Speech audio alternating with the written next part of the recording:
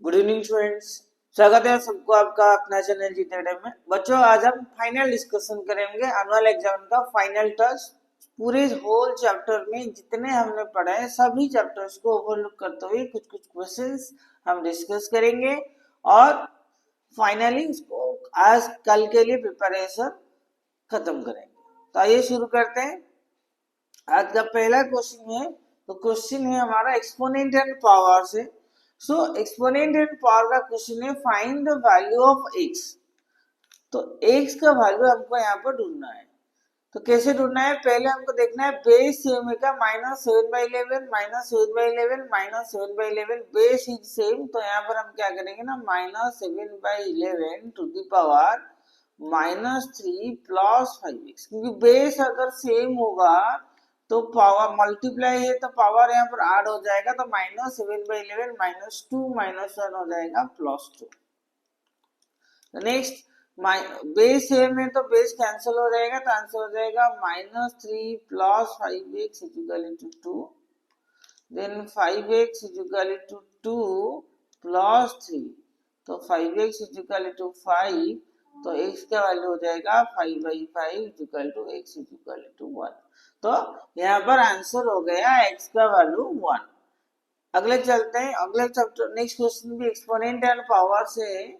तो क्वेश्चन हमारा कुछ इस तरह से है 3/7 to the power -2x plus 1 divided 3/7 to the power -1 is equal to 3/7 to the power -1 to the power -7। तो हम इसको कैसे करेंगे ना 3/7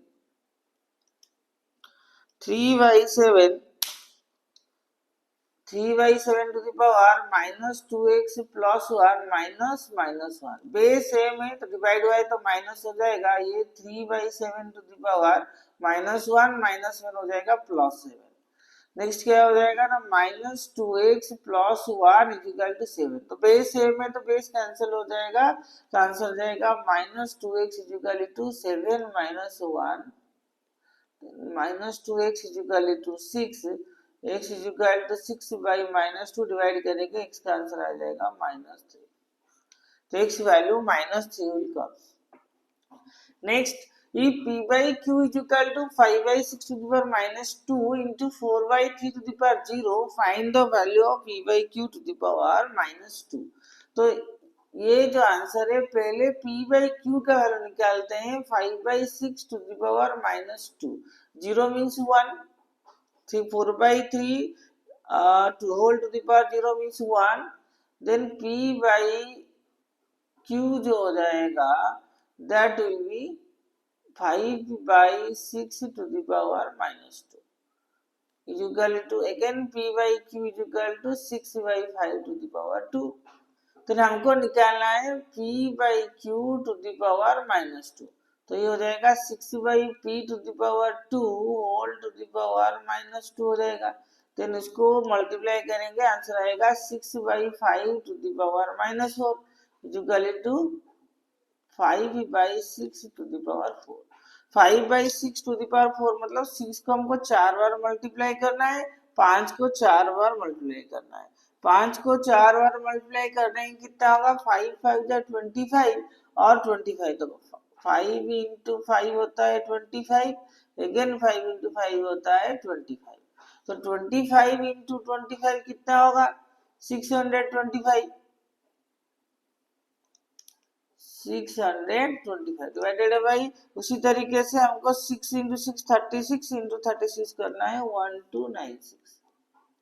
तो ये आंसर हो जाएगा 625/1296 होगा p by q to the power -2।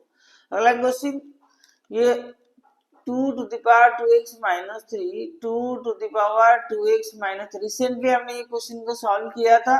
64 होता है 2 to the power 6, x है तो 6x, so 2x -3 is equal to 6x, that implies 2x - 6x is equal to 3। then 2x से 6 गया -4x is equal to 3, x is equal to -3/4। तो इसका answer हो जाएगा -3/4। then अगला क्वेश्चन है minus 6/11 to the power x divided by ये same exponent का क्वेश्चन है, यहाँ पर सेम उसी तरीके का क्वेश्चन होगा 6/11 to the power x minus यहाँ पर -2 -1 +2 हो जाएगा -2 is equal to -6/11 to the power 2 3 जा -6, क्योंकि रूल कहता है a to the power m into n, a to the power m into n हमने रूल पढ़ा है, a to the power m multiply होगा तो 2 इंटू 3 -6 हो जाएगा। देन यहाँ पर आंसर आएगा x -2 इज इक्वल टू -6, तो x इज इक्वल टू -6 +2, तो x का आंसर हो जाएगा 4, यहाँ पर आंसर हो गया खत्म। नेक्स्ट ये वाला चैप्टर है फैक्टराइज। क्या करना है हमको? फैक्टराइज करना है। रिसेंटली हमने ये क्वेश्चन किया था, 1 कॉमन लेंगे 1 प्लस एक्स होगा इस क्वेश्चन से, देन प्लस अगर एक्स वाई कॉमन ले जाएंगे 1 प्लस एक्स कॉमन आएगा, that means 1 plus x common गया 1 प्लस एक्स वाई हो जाएगा आंसर। हम इसका नंबरिंग 1 कर देते हैं, इसका नंबरिंग 2, इसका नंबरिंग 3 करते हैं। 1 नंबर का आंसर है 1 प्लस एक्स वाई। अब इसी का आंसर करते हैं A square plus 2a plus A B plus B, तो यहाँ से अगर हम ए स्क्वायर प्लस ए से ए कॉमन ले जाएंगे आंसर आ जाएगा a प्लस 2। सिमिलरली प्लस यहाँ से अगर b कॉमन ले जाएंगे आंसर आ जाएगा a plus 2, equal to a plus 2 दोनों में कॉमन चला गया आंसर हो जाएगा a प्लस बी।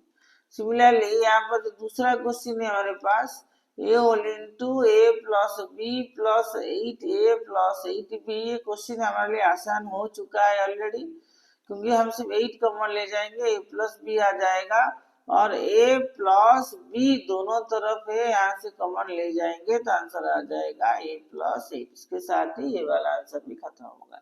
ये वाला सिर्फ फैक्टराइज का क्वेश्चन है, हमको देख के समझना है किस किस को फैक्टराइज करें किससे करें। जैसे यहाँ पर है a square x y plus x z, इसको भी क्या करना है? फैक्टराइज करना है। तो यहाँ पर हम x कॉमन लेंगे आ जाएगा x प्लस वाई प्लस यहाँ पर अगर z कॉमन ले जाएंगे x प्लस वाई आंसर आ जाएगा। तो x प्लस वाई कॉमन ले जाएंगे x plus z is your answer, यहाँ पर हो गया खत्म। अगला question A square plus B C plus A C plus A B, तो यहाँ से अगर हम क्या कॉमन लेंगे? ये भी करना है फैक्टराइज करना है। अगर यहाँ से हम अगर ए स्क्वायर से बी सी कुछ कॉमन जाएगा ही नहीं तो हम क्या करेंगे? ए स्क्वायर प्लस बी सी कुछ कॉमन आता है? नहीं आता। ए स्क्वायर के पास अगर ए सी लिख लेते हैं plus B C plus A B लिख लेते हैं, फिर उसके बाद ए स्क्वायर से ए कॉमन जाएगा तो ए प्लस सी जाएगा, प्लस यहाँ से बी कॉमन चला जाएगा तो सी प्लस ए आंसर आएगा। तो equal to A whole into A plus C plus B whole into plus case में हम साइन प्लस केस में हम क्या करते हैं? ऑर्डर चेंज कर सकते हैं, कोई फर्क नहीं पड़ेगा। तो ए प्लस सी कॉमन ले जाएंगे तो ए प्लस बी हो जाएगा फाइनल आंसर। तो सिमिलरली ये पहला क्वेश्चन था, दूसरा क्वेश्चन की तरफ आएंगे। यहाँ पर a कॉमन जाएगा तो आंसर आ जाएगा x प्लस वाई। यहाँ पर अगर माइनस b कॉमन चला जाएगा तो आंसर हो जाएगा x प्लस वाई। तो x प्लस वाई कॉमन चला जाएगा a माइनस b हो जाएगा आंसर। तो ये था फैक्टराइज करने का कुछ क्वेश्चंस, हमने फैक्टराइजेशन करके देखा। अब आते हैं अगला क्वेश्चन जो लीनियर इक्वेशन से है। The length of rectangle is 20 centimetre more than the breadth. Length जो है ब्रेथ से 20 सेंटीमीटर ज्यादा है, तो हम क्या करेंगे? Let breadth be is equal to X, length is equal to X plus 20 and perimeter is 100 centimetre. Find the dimension of the rectangle, मतलब रेक्टेंगल का लेंथ और ब्रेथ ढूंढना है। Perimeter according to question perimeter का formula 2 whole into length plus breadth. Length हुआ x plus 20, breadth हुआ x is equal to 100, that implies 2 whole into 2x plus 20 is equal to 100. That implies 2x plus 20 is equal to 100 by 2. Divide करेंगे 2x plus 20 is equal to 50. फिर इसको solve करने जाएगा 50 minus 20, तो 2x is equal to 30, तो x is equal to 30 by 2 is equal to 15। तो इसका value आ गया 15, दैट मीन्स हमारा ब्रेथ जो हो गया 15 सेंटीमीटर हो गया। अब बात करते हैं लेंथ के बारे में। लेंथ कितना होगा, लेंथ हुआ है x plus 20, that is your 15 plus 20 is equal to 35 centimetre. ठीक है, तो बोथ लेंथ एंड ब्रेथ हमने निकाले। इसी तरह के क्वेश्चन देखो, यहाँ पर क्वेश्चन चेंज भी कर सकता है। यहाँ पर length of a rectangle is 20 centimetre more दिया है, यहाँ पर क्वेश्चन आ सकता है 20 centimetre breadth is 20 centimetre less than the length. नहीं तो 2 टाइम्स भी दे सकता है, if length is 2 times of breadth, उस तरीके के क्वेश्चन में आ सकता है। इस हिसाब से क्वेश्चन को देखकर करना है। अगर यहाँ पर लेंथ देके x breadth is 20 centimetre less than the length हो जाएगा, तो यहाँ पर क्वेश्चन लेंथ को अगर एक्स लेंगे तो ब्रेथ हो जाएगा एक्स माइनस 20। उस क्वेश्चन में भी आंसर आएगा। जब वो क्वेश्चन क्या देगा ना, length breadth is 20 centimetre less than the length, उस केस में इसी हिसाब से हमको अकॉर्डिंगली क्वेश्चन के हिसाब से सॉल्व करना है। तो बस क्वेश्चन को समझना जरूरी है कि क्या दिया है। अगला क्वेश्चन देख लेते हैं, टू इक्वल साइड ऑफ आइसोस्केल ट्रायंगल। देखो, आइसोस्केल ट्रायंगल मतलब कोई भी दो साइड इक्वल है और each 2 centimetre more than thrice of the third side. Third side से मान लो third side is X, let third side को हमने एक्स लिया। थर्ड साइड अगर एक्स है और बाकी दो तो इक्वल साइड है, तो इक्वल साइड कितना होगा, 2 सेंटीमीटर मोर है। कितना ज्यादा है, 2 ज्यादा है। किससे, thrice of the third side. Third side का थ्राइस होगा 3x, उससे 2 ज्यादा होगा। तो ये बात समझने के लिए बात है। तो 3x प्लस 2 हो गया आंसर। तो पेरीमीटर इज 67। तो ट्राइंगल का पेरीमीटर का फॉर्मूला होता है sum of all the sides. According to question 3x plus 2 again plus 3x plus 2, all side, two sides are equal, plus x is equal to 67। तो बस यही line important है। ये लाइन बन गया, उसके बाद सॉल्व करना बहुत आसान है। सॉल्व तो सबको आता है। 3x plus 3x is equal to 6x plus x 7x plus 2 plus 2 4 is equal to 67। तो 7x is equal to 67 minus 4, 7x is equal to 63, then x is equal to 63 by 7, तो x is equal to 9।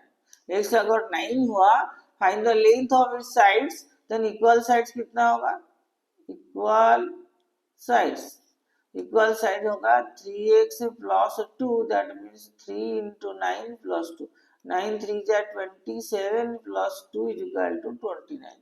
तो sides are, एक हुआ 9, दूसरा हुआ 29, 29। ये हो गया आंसर। नेक्स्ट क्वेश्चन दिया है, sum of 800 in the form of denominations ₹10 and 20, the total number of note is 50। तो यहाँ पर हमको सॉल्व करना है। टोटल नोट 50 है, 50 नोट मिलकर हमको 800 रुपए बना रहे हैं। हमको नंबर ऑफ इश्यू चाहिए, तो हम क्या करेंगे, लेट 10 रुपी नोट को हम एक से लेंगे।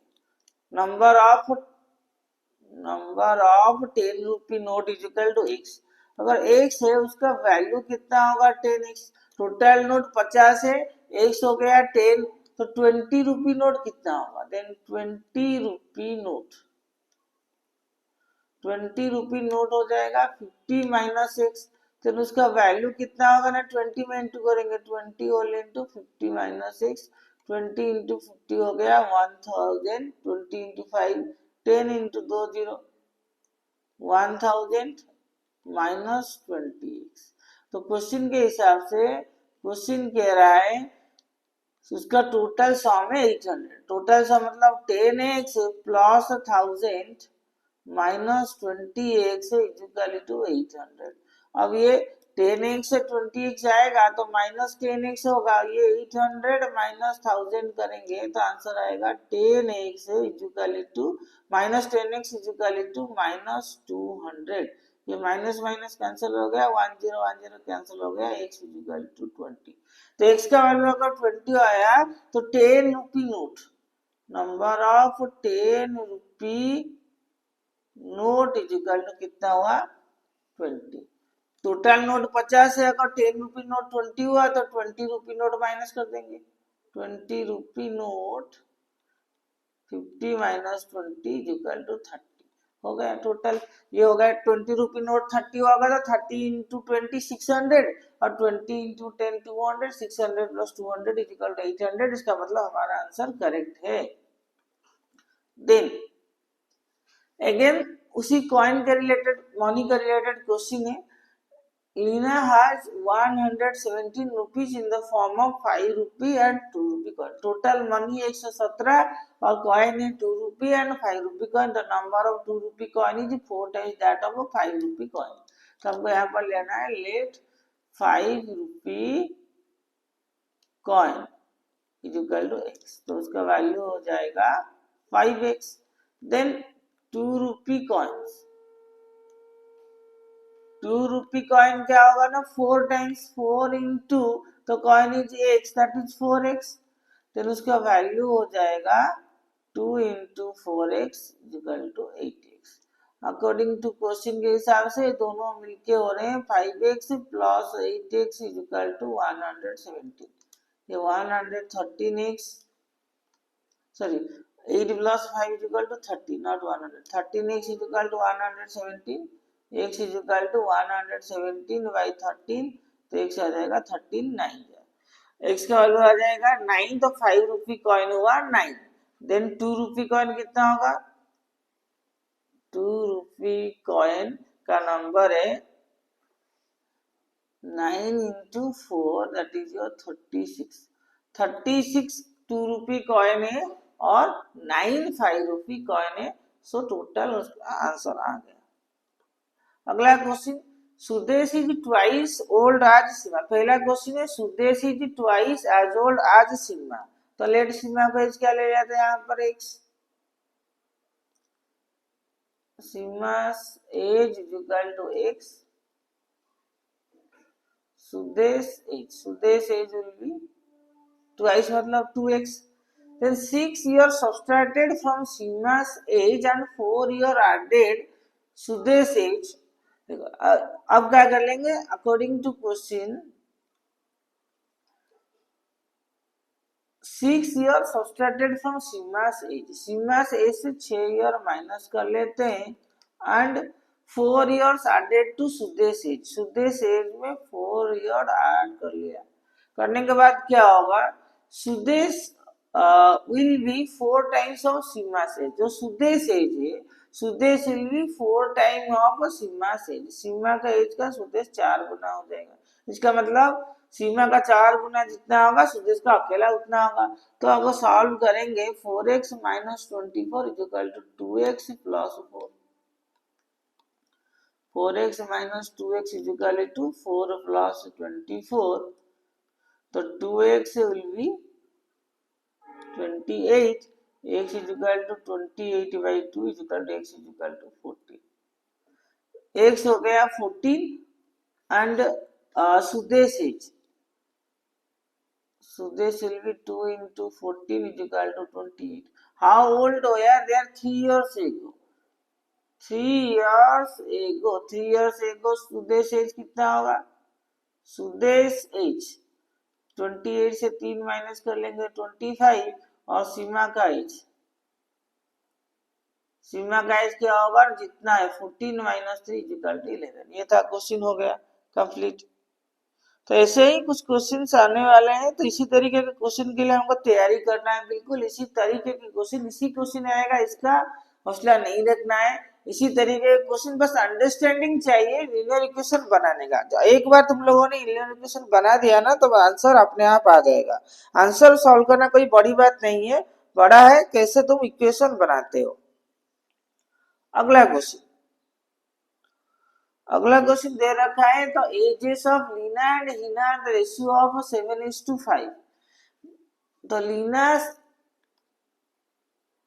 लीना का एज रेशियो है 7x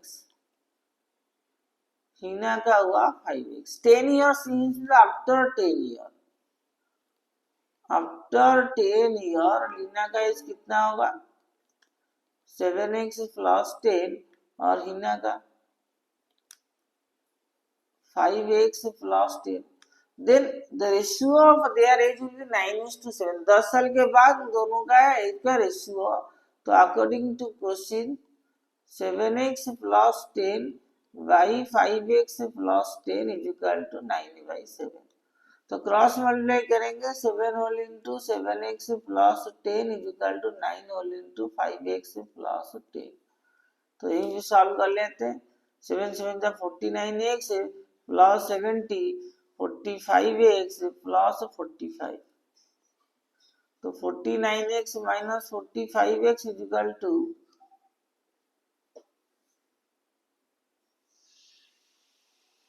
45 कैसे हुआ? 9 10 जा 90 ना, 9 5 जा 45, 9 10 जा 90 90।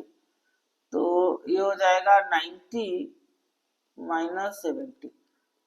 तो 9x माइनस 49 माइनस 45 है 4x is equal to 20, x is equal to 20/4 काट देंगे तो 5 आ जाएगा। इसके बाद अगर 5 आया तो लीना का एज कितना है? लीना का as will be the enough ages of enough 7x, so 7 into 5 is equal to 35, then Hina का age 5 into 5 is equal to 25, 35 and 25 ये हो गया age। then next question पे चलते हैं। next question क्या है? विकास is 3 years older than Deepika. विकास दीपिका से 3 साल बड़ा है, तो लेट दीपिका का age, let Vikas age will be x, then Vikas age will be x. Vikas age will be x plus 3। 6 years ago, मतलब before 6 years।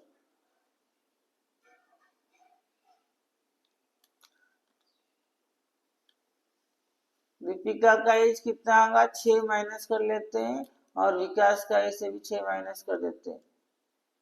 विकास एज अगर 6 माइनस करेंगे x plus 3 minus 6 is equal to x minus 3 हो जाएगा।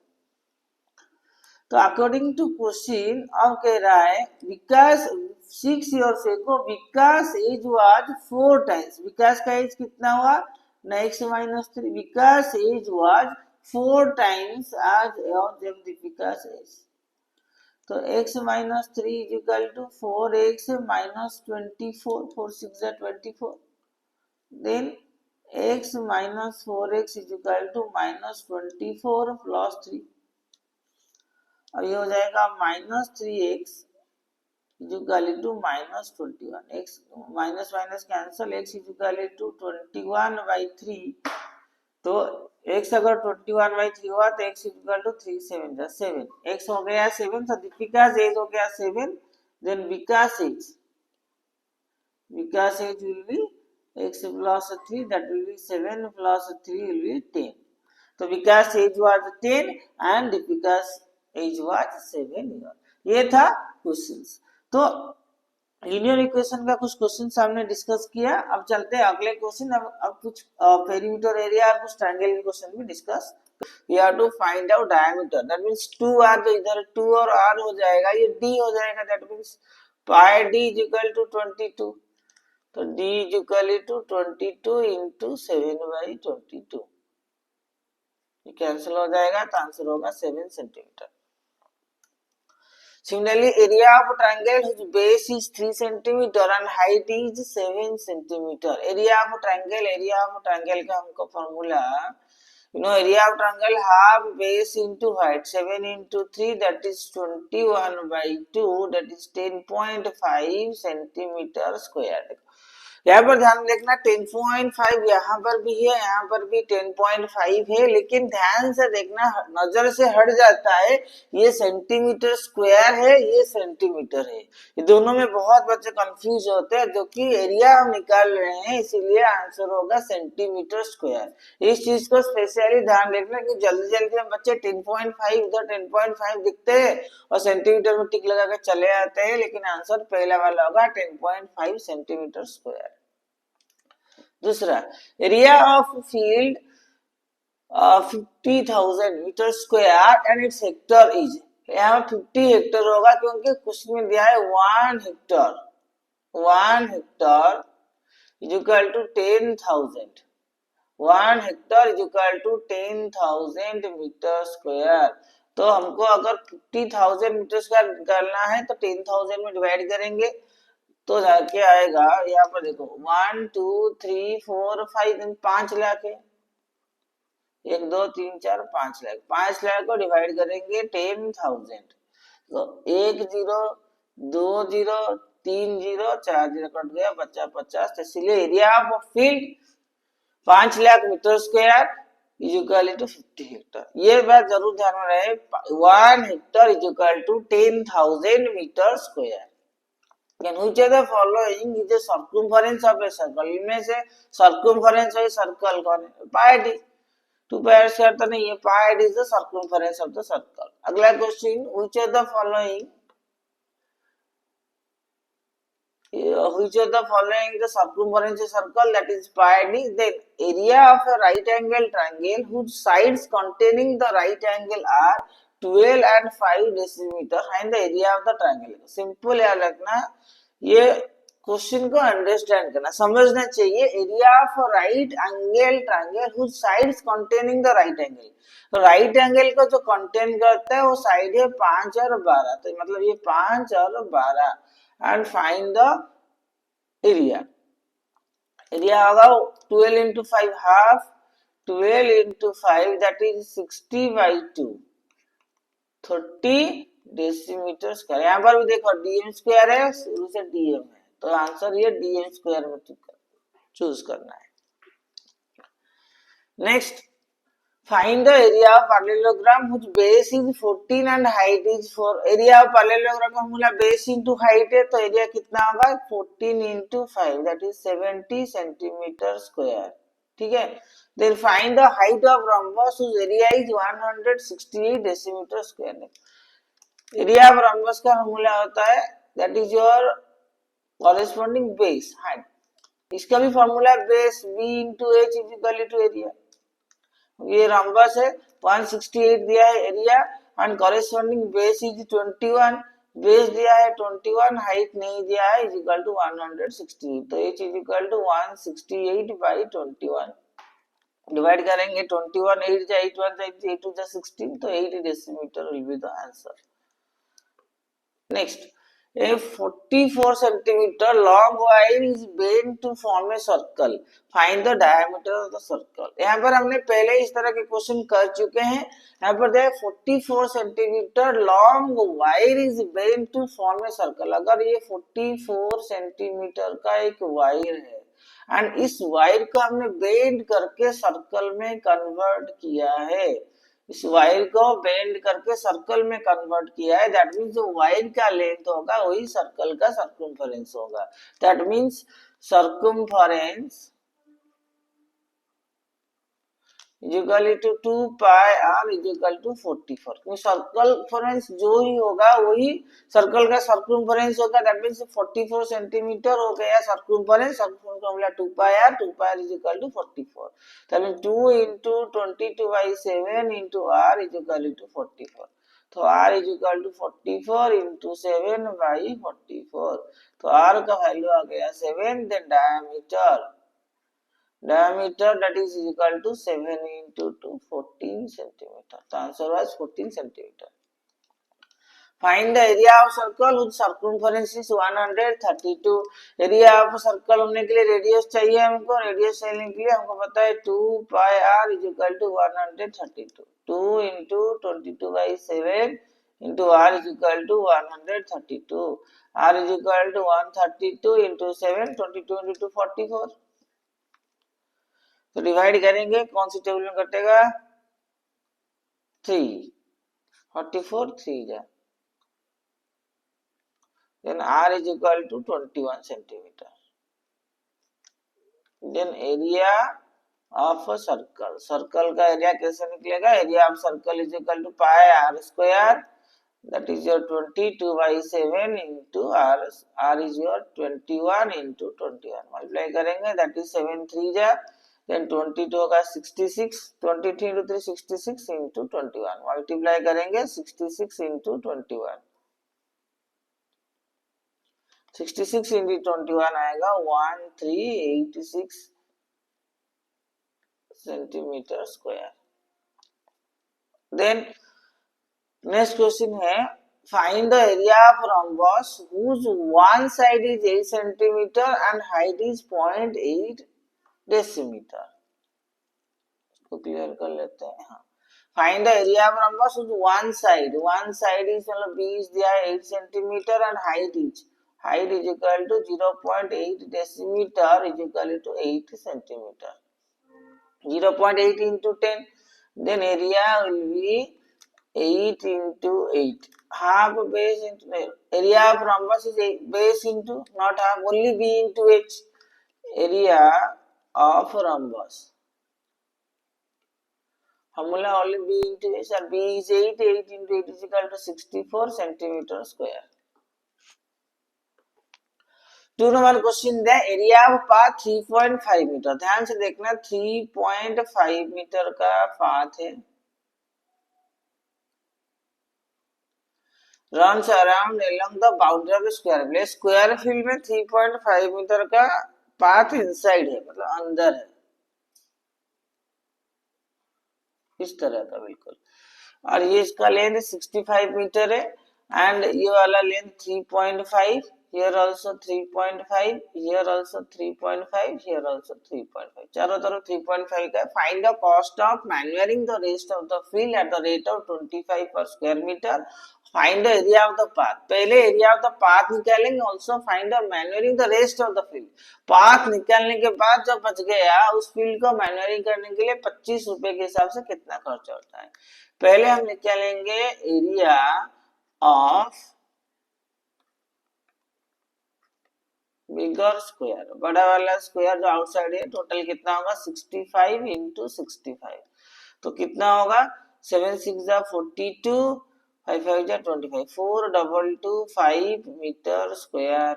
Then area of smaller square और inside square, inside कितना होगा, that is 65 से 3.5 minus हो जाएगा, 65 minus 3. This side is equal to 7, that is 58।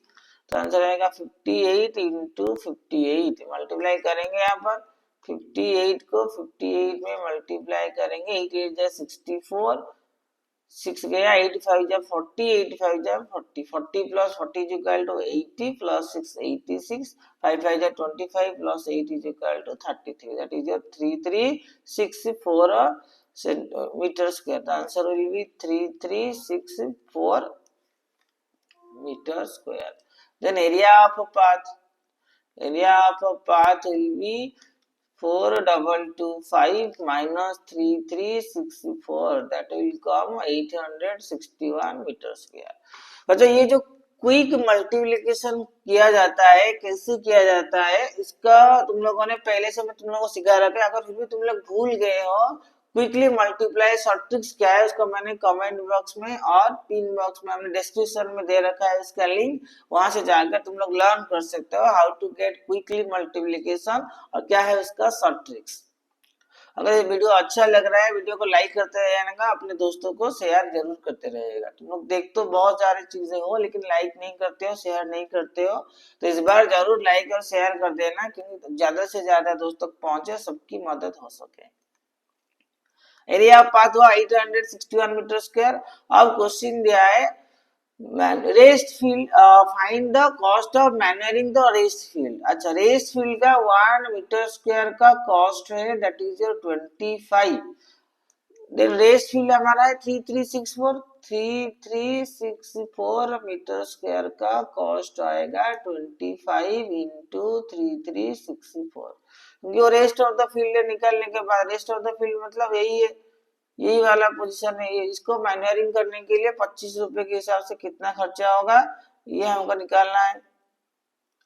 तो मल्टीप्लाई करना है 3364 इंटू 25, तो आंसर आएगा 84100 ना 84,100 रुपीज कॉस्ट होगा। तो 2 नंबर आ गया। अब चलते 3 number. Rectangular field has length 80 and 48 metre. ये रहा रेक्टेंगुलर फील्ड का length 80 and it was 48. And the three roads crossing, three road each of the width 2 meter pass through the such that two roads parallel to the breadth.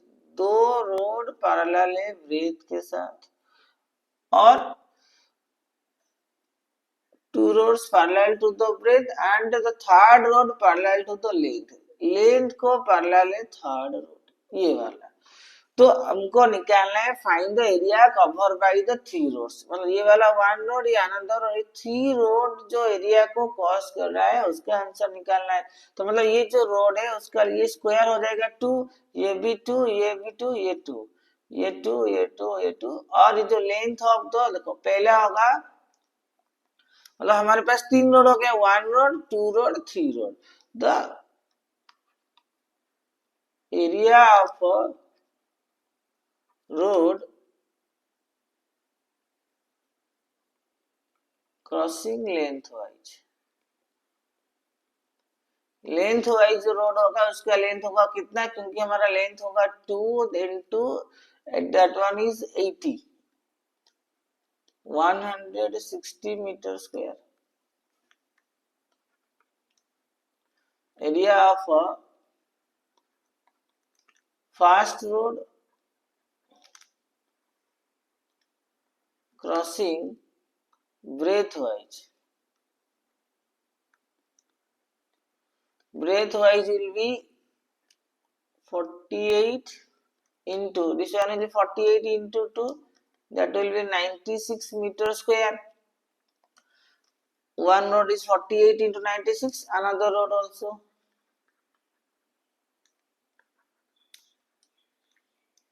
Road also 96 metre square, क्योंकि एक ही road का 96, दो road गया है, then वहां पर repeat हुआ है,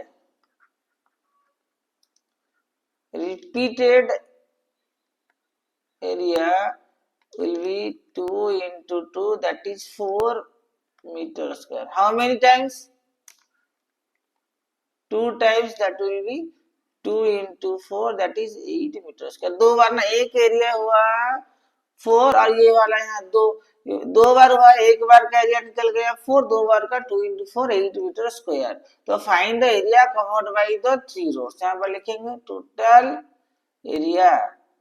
total area covered by three roads will be 160 plus 96 plus 96 minus 8 meter square। ये कितना होगा 160, 96, 96, तो ये हो जाएगा हमारा 160 plus 96 plus 96, 96 plus 96 is equal to 90, 180 plus 6 plus 6 12, 192, that is your 160 plus 192 minus 8, और area of covered by the three roads होगा, that is 160 plus 96 plus 96 minus 8, तो 160 plus 192 is 352 minus 8, 352 minus 8 होगा 344 meter square। Then find the area covered by the three roads. Area covered by the three roads will be 344 meter square। 3 number हो गया खत्म, 4 number। A design of the wall of the room consists of 1000 tiles of the shape of parallelogram. If the altitude and base of each tile is 10 cm and 4 cm respectively, find the cost of polishing the design, the rate of 9.50 per decimeter square।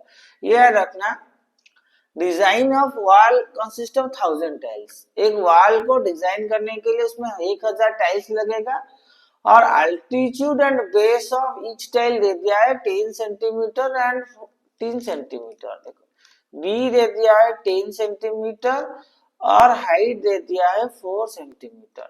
The area will be, parallelogram का area will be into h, that is 10 into 4 is equal to 40 centimetre square. 40 centimetre square कितने tile है, that is area of one tile, then 1000 tiles area will be 1000 into 40, that will be 50,000, yes 1 2 3 40,000 centimeter square. Then find the cost of polishing the design for 9.50 decimetre square. ये ध्यान में रखना है, ये decimetre square है और ये हमारा जो आंसर सेंटीमीटर स्क्वायर है। हमें इसको कन्वर्ट करना है सेंटीमीटर स्क्वायर से डेसीमीटर स्क्वायर को। तो centimetre square to decimetre convert करना है तो कितना होगा? तो सेंटीमीटर स्क्वायर से डेसीमीटर स्क्वायर को कन्वर्ट करना है तो ये पता लगाना जरूरी है 1 सेंटीमीटर इक्वल टू 0.1 डेसीमीटर। तो 1 centimetre square will be 0.01 decimetre square. तो that is 40,000 centimetre square will be 40,000 into 0.01 होगा। तो 0.01 मतलब 2 जीरो कट जाएगा, 400 decimetre square. Then 1 decimetre square cost will be 9.50। तो 400 decimetre square cost will be 9.50 into 400। तो multiply करना है 9.50 इंटू 400। तो what will come?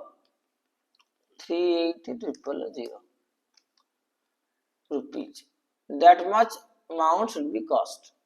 Next 5 number, बहुत इंपोर्टेंट क्वेश्चन है 5 नंबर, कई बार एग्जाम में आ चुका है, इसको ध्यान से देखना है। तो ये इसका पी क्यू दिया है 60 सेंटीमीटर एंड एस आर हुआ 36, एस आर हुआ 36, देन क्यू आर दिया है 25। Find the area of quadrilateral PQRS। क्योंकि हमको क्वाड्रिलेटरल का एरिया निकालना है, तो ये कोई सेफ नहीं है जिसका हमको लेंथ पता। अगर इसको ड्रॉ कर लिया जाए, यहाँ से अगर लेंथ को ड्रॉ कर लिया जाए बिल्कुल, तो फिर हमको इसका नाम मान लो x दे दिया जाए, तो हमारा एक्स आर एक्स पी एक रेक्टेंगल बन जाएगा, ये एक राइट एंगल ट्रायंगल बन जाएगा, तब जाके हम एरिया निकाल सकते हैं। बट ये तो बन गया, लेकिन हमको इसका लेंथ भी चाहिए।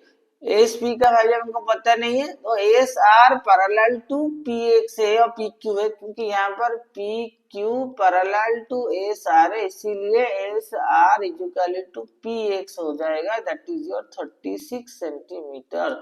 तो फिर क्यू एक्स का लेंथ होगा 60 माइनस 36, 24 सेंटीमीटर। तो क्यू एक्स का लेंथ हो गया 24 सेंटीमीटर स्क्वायर। अब angle R X Q, triangle R X Q एक राइट एंगल ट्रायंगल बन गया, एक राइट एंगल ट्रायंगल है। राइट एंगल ट्रायंगल, तो यहाँ पर पाइथागोरस थ्योरम अप्लाई करके क्यू एक्स हमको चाहिए आर एक्स, तो आर एक्स कैसे निकलेगा ना, R X square is equal to 25 का स्क्वायर माइनस 24 का स्क्वायर। तो आर एक्स का स्क्वायर जो है कैसे निकलेगा, 625 माइनस 576 इज इक्वल टू 49। तो आर एक्स हो जाएगा 7 सेंटीमीटर। तो हमारा आर एक्स का वैल्यू, तो ये वाला लेंथ 7 सेंटीमीटर आ जाएगा। Now area of P Q R S is equal to area of S P R X plus area of R X Q. तो एसपीआरएक्स कैसे निकलेगा ना, एक रेक्टेंगल है, रेक्टेंगल का area length into breath, length हुआ 36 into 7 plus area of triangle हुआ half, base into altitude, ये राइट एंगल ट्रायंगल, बेस है हमारा 24, अल्टीट्यूड निकला 7। तो 7 6 जा 42, 7 3 जा 21 प्लस 252 प्लस ये हो गया 12, 12 7 जा 84, ये हो जाएगा 4 plus 2 6, 8 plus 5 3, that is 336 centimetre square. तो दोबारा बोलते हैं, ध्यान रखना, हमको ये एक रेगुलर डायग्राम नहीं है, मतलब रेक्टेंगल स्क्वायर ऐसा कुछ नहीं है। तो पहले हमने क्या किया, आर एक्स एक लाइन ड्रॉ किया जो बिल्कुल एसपी के साथ पैरेलल लगा। ऐसे जैसे ही हमने आर एक्स ड्रॉ किया तो एस आर और पी एक्स का वैल्यू 36 हो गया और ये एक रेक्टेंगल बन गया। और हमको ये एक right angle triangle R X Q बन गया। और आर एक्स क्यू जो राइट एंगल ट्रायंगल बना, जिसमें हमको आर एक्स का वैल्यू पता लगाना है, तो हमको राइट एंगल ट्रायंगल में पाइथागोरस थ्योरम का फॉर्मूला याद आया। तो उसको जब अप्लाइड किया, आर एक्स का स्क्वायर होगा 25 का स्क्वायर माइनस 24 का स्क्वायर। तो आर एक्स का वैल्यू आएगा इधर 7 सेंटीमीटर, क्योंकि 25 का स्क्वायर 625, 24 का 576, माइनस करने पर 49 आया। तो आर एक्स स्क्वायर अगर 49 है, आर एक्स होगा 7 सेंटीमीटर। अगर आर एक्स 7 सेंटीमीटर हो गया तो मतलब ये वाला ब्रेथ मिल गया रेक्टेंगल का, और राइट एंगल ट्रायंगल का यही वाला अल्टीट्यूड है। तो area of P Q R S मिल जाएगा, area of S P R X plus area of R X Q. तो एस पी आर एक्स हुआ एक रेक्टेंगल बेस इंटू रेक्टेंगल का area length into breadth, that is 36 into 7। Then area of R X Q होगा half 24 into 7, that is 24 two में काटने को 12, 12 into 7 84, 252 plus 84 होगा 336 centimetre square. Then there is a circular pond and footpath runs along its boundary. A man walks around it exactly once, keeping close to the edge. If his step is 44 centimeter long and he take exactly 600 steps to ground of the pond, what is the radius of the pond? Okay, right? There is a circular pond, footpath runs along its boundary. Circular pond में, ये circular pond है, यहाँ पर fixed एक boundary है, इसी boundary पे वो चल रहा है। A man walks it exactly keeping close to the edge. ये एज को बिल्कुल क्लोजली चल रहा है, that means covering the circumference. If his step is 44 centimeter long, takes exactly one step is equal to 44 centimetre, और वो complete कर रहा है हाउ मेनी स्टेप्स में, 600 स्टेप्स। तो 600 स्टेप कितना होगा, दैट इज 44 इंटू 600। एंड इतने स्टेप में वो सर्कुलर बाउंड्री कवर कर रहा है, that means that is equal to the circumference of circular pond. तो ये जो सर्कुलर पॉन्ड है, उस सर्कुलर पॉन्ड का सर्कमफरेंस हो जाएगा 44 into 600। What is the radius of the pond? तो according to question 2 into 22/7 into R is equal to 44 into 600। तो R is equal to 44 into 600 into 7/44, 44 cancel हो गए, R is equal to 4200 centimetre और R is equal to 42 metre. तो radius of the circular pond was 42 metre. 6 number का answer यहाँ पर निकल गया। 7 number, from A square metal sheet side 28 centimetre. Square metal sheet है, एक स्क्वायर मेटल शीट जो 28 सेंटीमीटर है। A circular sheet is cut off, circular sheet को काट दिया गया। Circular sheet is cut off from A square metal sheet. To find the radius of the largest possible circular sheet can be cut, also find the area of the remaining sheet. तो area of square कितना होगा, area of square is equal to 28 into 28 equal to 784 centimetre square हो गया पहले। Then area of circle कैसे निकलेगा, ये जो बाउंड्री है इसको अगर जोड़ दिया जाएगा, whatever the side of square that is the diameter of the circle, that means d is equal to 28 metre. तो रेडियस होगा 28/2 is equal to 14 metre. 28/2 14 metre हो गया रेडियस। रेडियस अगर 14 मीटर हुआ तो area of circle, area of circle is equal to pi are square, 22/7 into 14 into 14।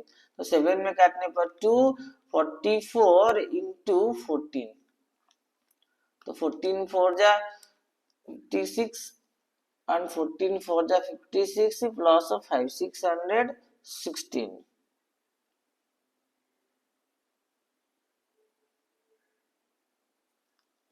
that is 616 centimetre square. Area of circle निकल गया, area of square निकल गया, also find the area of remaining sheet, then area of remaining seat,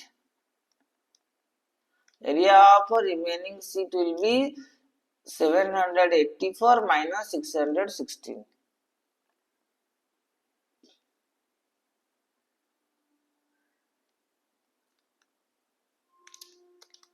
कितना होगा?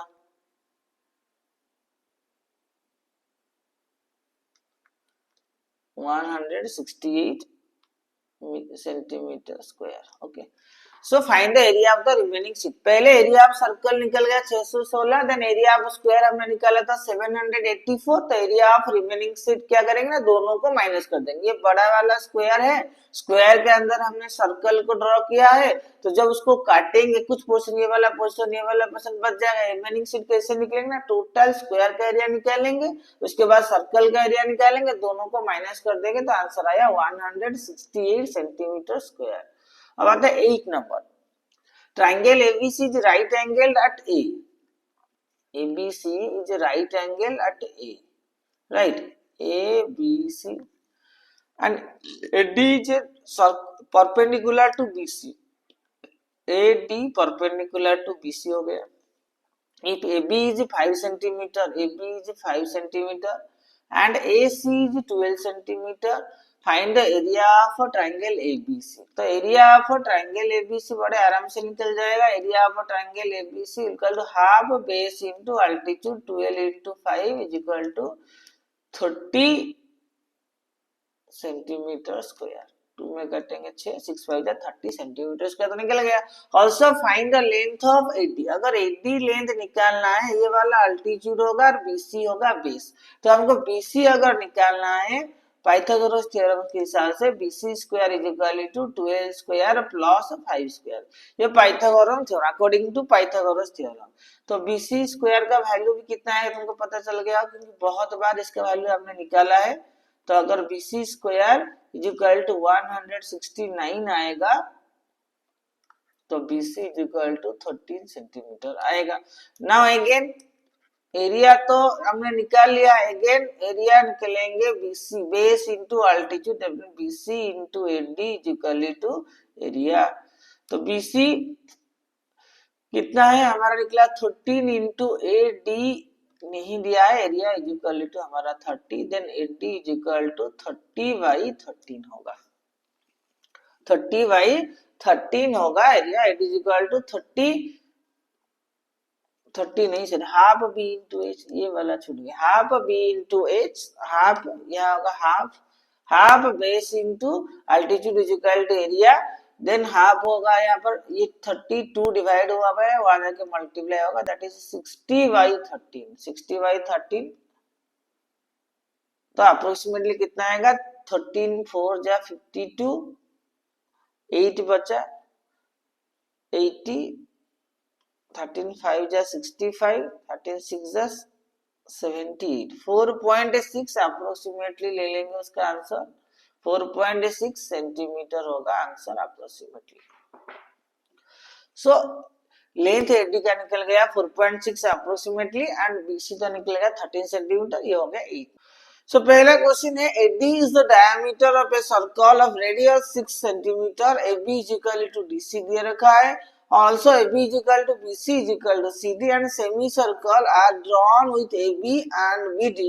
The diameters are shown in the figure. The find the perimeter and as well as area. You have to find out the perimeter also the area.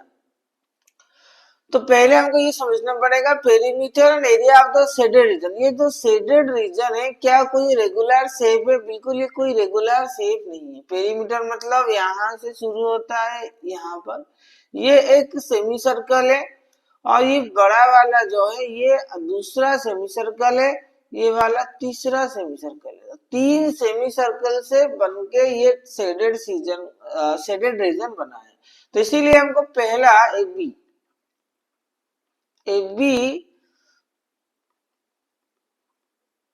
Figure या फिर AB semi circle कह सकते हैं. AB semi circle radius, AB semi circle का radius को R1 लेते हैं. AB के बाद आता है हमारा BD. BD semi circles radius को R2 लेते हैं। उस तरीके से AD सेमी सर्कल का रेडियस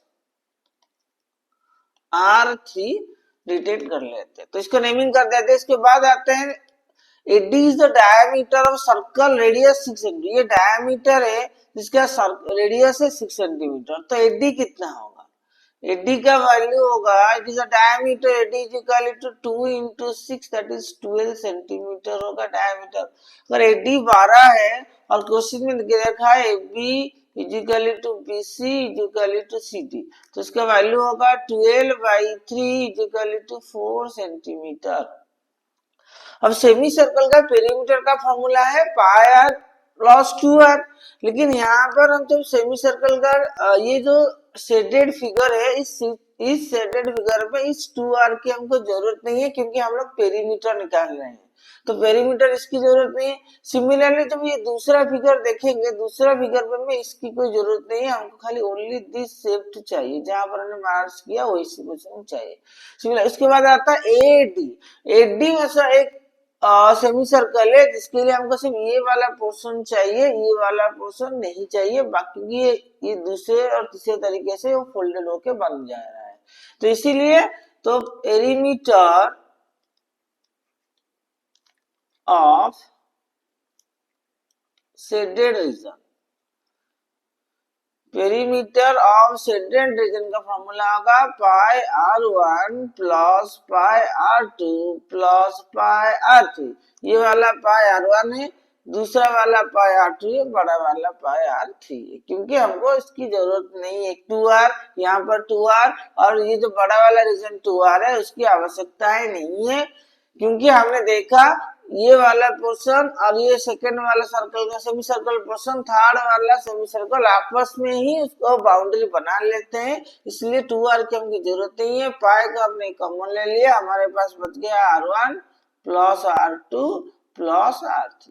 जब हमारे पास R1 प्लस R2 R3 बच गया तो पाई का वैल्यू हमने 3.14 लिया, और R1 का वैल्यू, क्योंकि ए जो छोटा वाला B है वो रेडियस कितना होगा, तो 4 सेंटीमीटर डायमीटर, पूरा का पूरा 4 है तो उसका आधा होगा 2।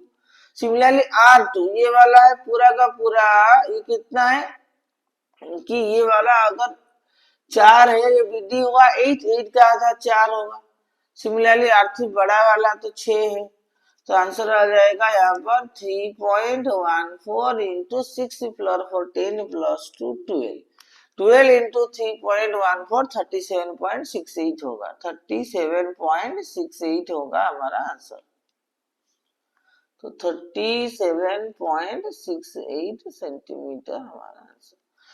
सो पेरीमीटर हमारे पास आ गया 37.68 सेंटीमीटर। अब बात करते हैं उसके area. Area of the shaded region हम निकालते हैं यहाँ पर, area of shaded region. Area of shaded region कैसे निकालेंगे ना, जब पिछले वाला डायग्राम को देखेंगे यहाँ पर, ये वाला का एरिया है, सेमी सर्कल का एरिया पाई R1²/2, और ये दूसरा वाला हमको नहीं चाहिए, बड़ा वाला का एरिया निकाल देंगे। बड़ा वाला एरिया से ये छोटे वाला को माइनस करेंगे, इसको जोड़ देंगे, क्योंकि ये इसमें आ रहा है और ये इसमें नहीं आ रहा है, इसको निकाल लेंगे, इसीलिए उसका फॉर्मूला होगा पाई R1²/2 minus pi R2²/2 plus pi R3²/2। अगर पाई/2 कॉमन ले जाएंगे, हमारे पास बचेगा R1² minus R2² plus R3²। तो पाई का वैल्यू होगा हमारे पास 3.14/2 इंटू R1 हुआ 2 का स्क्वायर माइनस 4 का स्क्वायर प्लस 6 का स्क्वायर। 3.14/2 इंटू 2 का स्क्वायर हो गया 4 माइनस 4 का स्क्वायर 16 प्लस 6 का स्क्वायर 36। So 3.14/2 इंटू ये हो गया 36 प्लस 4 40 से 16 गया 24, ये 2 में डिवाइड करेंगे 12, तो 3.14 इंटू 12, देखो पिछले वाले में हमने लिखा था 3.14 इंटू 12 जो होता है ये वही आ गया, तो that will be 37.68 centimetre square, that is the area of the shaded region. यहाँ पर ये वाला क्वेश्चन खत्म हो गया। अगला वाला, four equal circles are described about four corners of a square so that each touches the two others. Find the area of the part square enclosed by the circle if the side of the square is 14 centimeter. ये चार circle enclose करके एक rectangle में अंदर बंधे हुए हैं और क्वेश्चन पूछा है find the area of the part of the square enclose by the circle. ये सर्कल ने जितने पार्ट एनक्लोज किए हैं उनका एरिया निकालना है। उनको एरिया निकालने के लिए पहले उनका रेडियस को पता लगाना है। तो ध्यान से देखो कि ये वाला एक रेक्टेंगल स्क्वायर है और उसका लेंथ 14 है। अगर यहाँ से हम लोग जोड़ने की कोशिश करेंगे, ये वाला उसका सेंटर होगा, ये वाला उसका सेंटर होगा, तो ये एक डायमीटर है, ये एक डायमीटर, चारों मिलके 14 हो गया। That means radius of circle, single circle radius कैसे पता चलेगा ना, 14/4 में डिवाइड करेंगे 3.5 सेंटीमीटर। तो चारों इक्वल रेडियस है, अभी 4 इक्वल रेडियस दिया है। देखो 4 कॉर्नर्स ऑफ ए स्क्वायर, सो देखो 4 इक्वल सर्कल्स यहाँ पर लिखा है, 4 इक्वल सर्कल और ये रेडियस निकलेगा 3.5। तो एरिया ऑफ 4 सर्कल, तो 4 इंटू पाई स्क्वायर, क्योंकि एक का पाई स्क्वायर चारों का 4 इंटू कर देंगे, 4 का वैल्यू होगा 22/7 इंटू 3.5 इंटू 3.5। तो हमको क्या करना है, बस ये डिवाइड करना है, 7 इंटू 0.5, आंसर हो जाएगा 22 इंटू 5, 11 इंटू 4, 44 इंटू 3.5। ये 7 5 जा 35, तो 0.5, 22 इंटू 5 तो 11 हो गया, 11 4 जा 44 हो गया। तो बस हमको मल्टीप्लाई करना है 44 इंटू 3.5, तो 154 सेंटीमीटर स्क्वायर। तो 154 सेंटीमीटर स्क्वायर हो गया area of the 4 circles enclosed bye. तो यहाँ पर चाहे find the area of the part of A square and area of the part of square enclosed by the 4 circle, 4 circle को मिलकर जितना एरिया कवर कर रहे हैं उसका एरिया निकालना है। तो 154 सेंटीमीटर स्क्वायर, ये हो गया आंसर। देन नेक्स्ट कहते हैं, ये स्क्वायर मेटल शीट से circular sheet is cut off, find the radius of the largest possible circle. यहाँ पर से एक सर्कल को हमने काट लिया है, तो पूछा है find the largest possible sheet can be cut. अच्छा, मतलब ये वाला अगर 28 सेंटीमीटर है तो ये वाला भी 28 सेंटीमीटर होगा, क्योंकि लार्जेस्ट पॉसिबल ये वाला सेंटर है, तो उसका radius of circle, radius of circle होगा 14 सेंटीमीटर। 28 का आधा है 14 centimetre. Find the area of the remaining sheet भी निकालना है, radius of the largest possible circular sheet. Find the radius of the largest possible circular sheet can be cut, radius तो 14 centimetre direct निकल गया, तो area of the remaining sheet भी निकालना है। देन पहले area of square, area of square metal sheet, metal sheet का area निकालेंगे, that is 28 into 28, that is 784। 28 into 28 होता है 784, 28 का स्क्वायर होता है, so 784 centimetre square. Now area of the square metal sheet निकल गया। Then area of the circle, area of circle, circle का एरिया निकालना जरूरी है, तभी तो पता चलेगा। सर्कल का area pi are square 22/7, R हुआ 14 इंटू 14, तो 7 2 जा 14, दैट इज 44 इंटू 14, 44 इंटू 14 होता है 616 सेंटीमीटर स्क्वायर। तो एरिया ऑफ द रिमेनिंग क्या करेंगे ना, माइनस कर देंगे area of remaining, area of remaining sheet, remaining seat area कितना 784 माइनस 616, तो 784 से 616 माइनस कर देंगे, 14 से 6 गया 8, 7 से 1 गया 6, 7 से 6 गया 1, तो 168 centimetre square, that is the area of the remaining seat. तो ये निकल गया हमारा। अगला क्वेश्चन की तरफ चलते हैं। अगला क्वेश्चन जो है हमारा, the area of circle is equal to the area of rectangle. Circle का एरिया रेक्टेंगल का एरिया के साथ इक्वल है, जिसका side 112 into 88 given, find the circumference of the circle. तो हम जब कि क्वेश्चन में दिया रखा है area of circle is equal to area of rectangle, तो area of rectangle is equal to length into breadth 112 into 88, then area of a square also, area of a circle also 112 into 88, तो area of a circle मतलब pi r square 22/7 into r square is equal to 112 into 88, तो r square will be 112 into 88 into 7/22, तो 22 4 जा 88, that will be 112 into 7 4 जा 28, तो ये जो answer है 112 होगा 28 into 4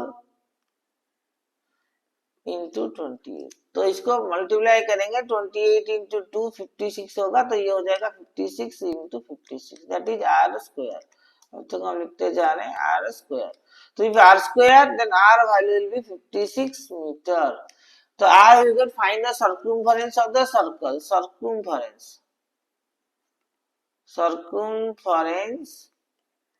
of the circle, तो सर्कल का सर्कमफेरेंस का फॉर्मूला निकलेगा 2 pi r, that is 2 into 22/7 into radius होगा 56, तो 7 8 जा 56, that is your 44 into 8, 352 metre,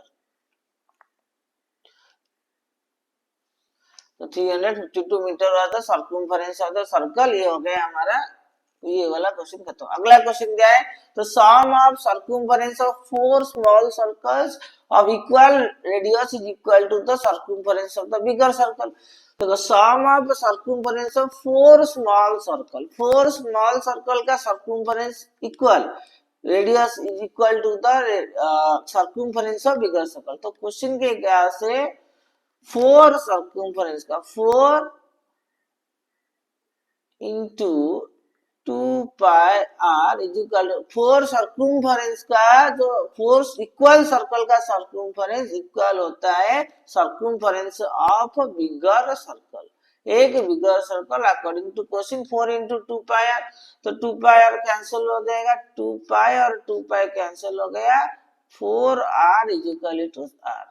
मतलब क्वेश्चन के हिसाब से रेडियस होता है बिगर सर्कल का इक्वल टू होगा 4 छोटे छोटे सर्कल का रेडियस को मिलाएंगे तो वही होगा, तो r इज इक्वल टू 4 निकला। Find the ratio of the area of the bigger circle to that smaller circle. अब हमको निकालना है ratio of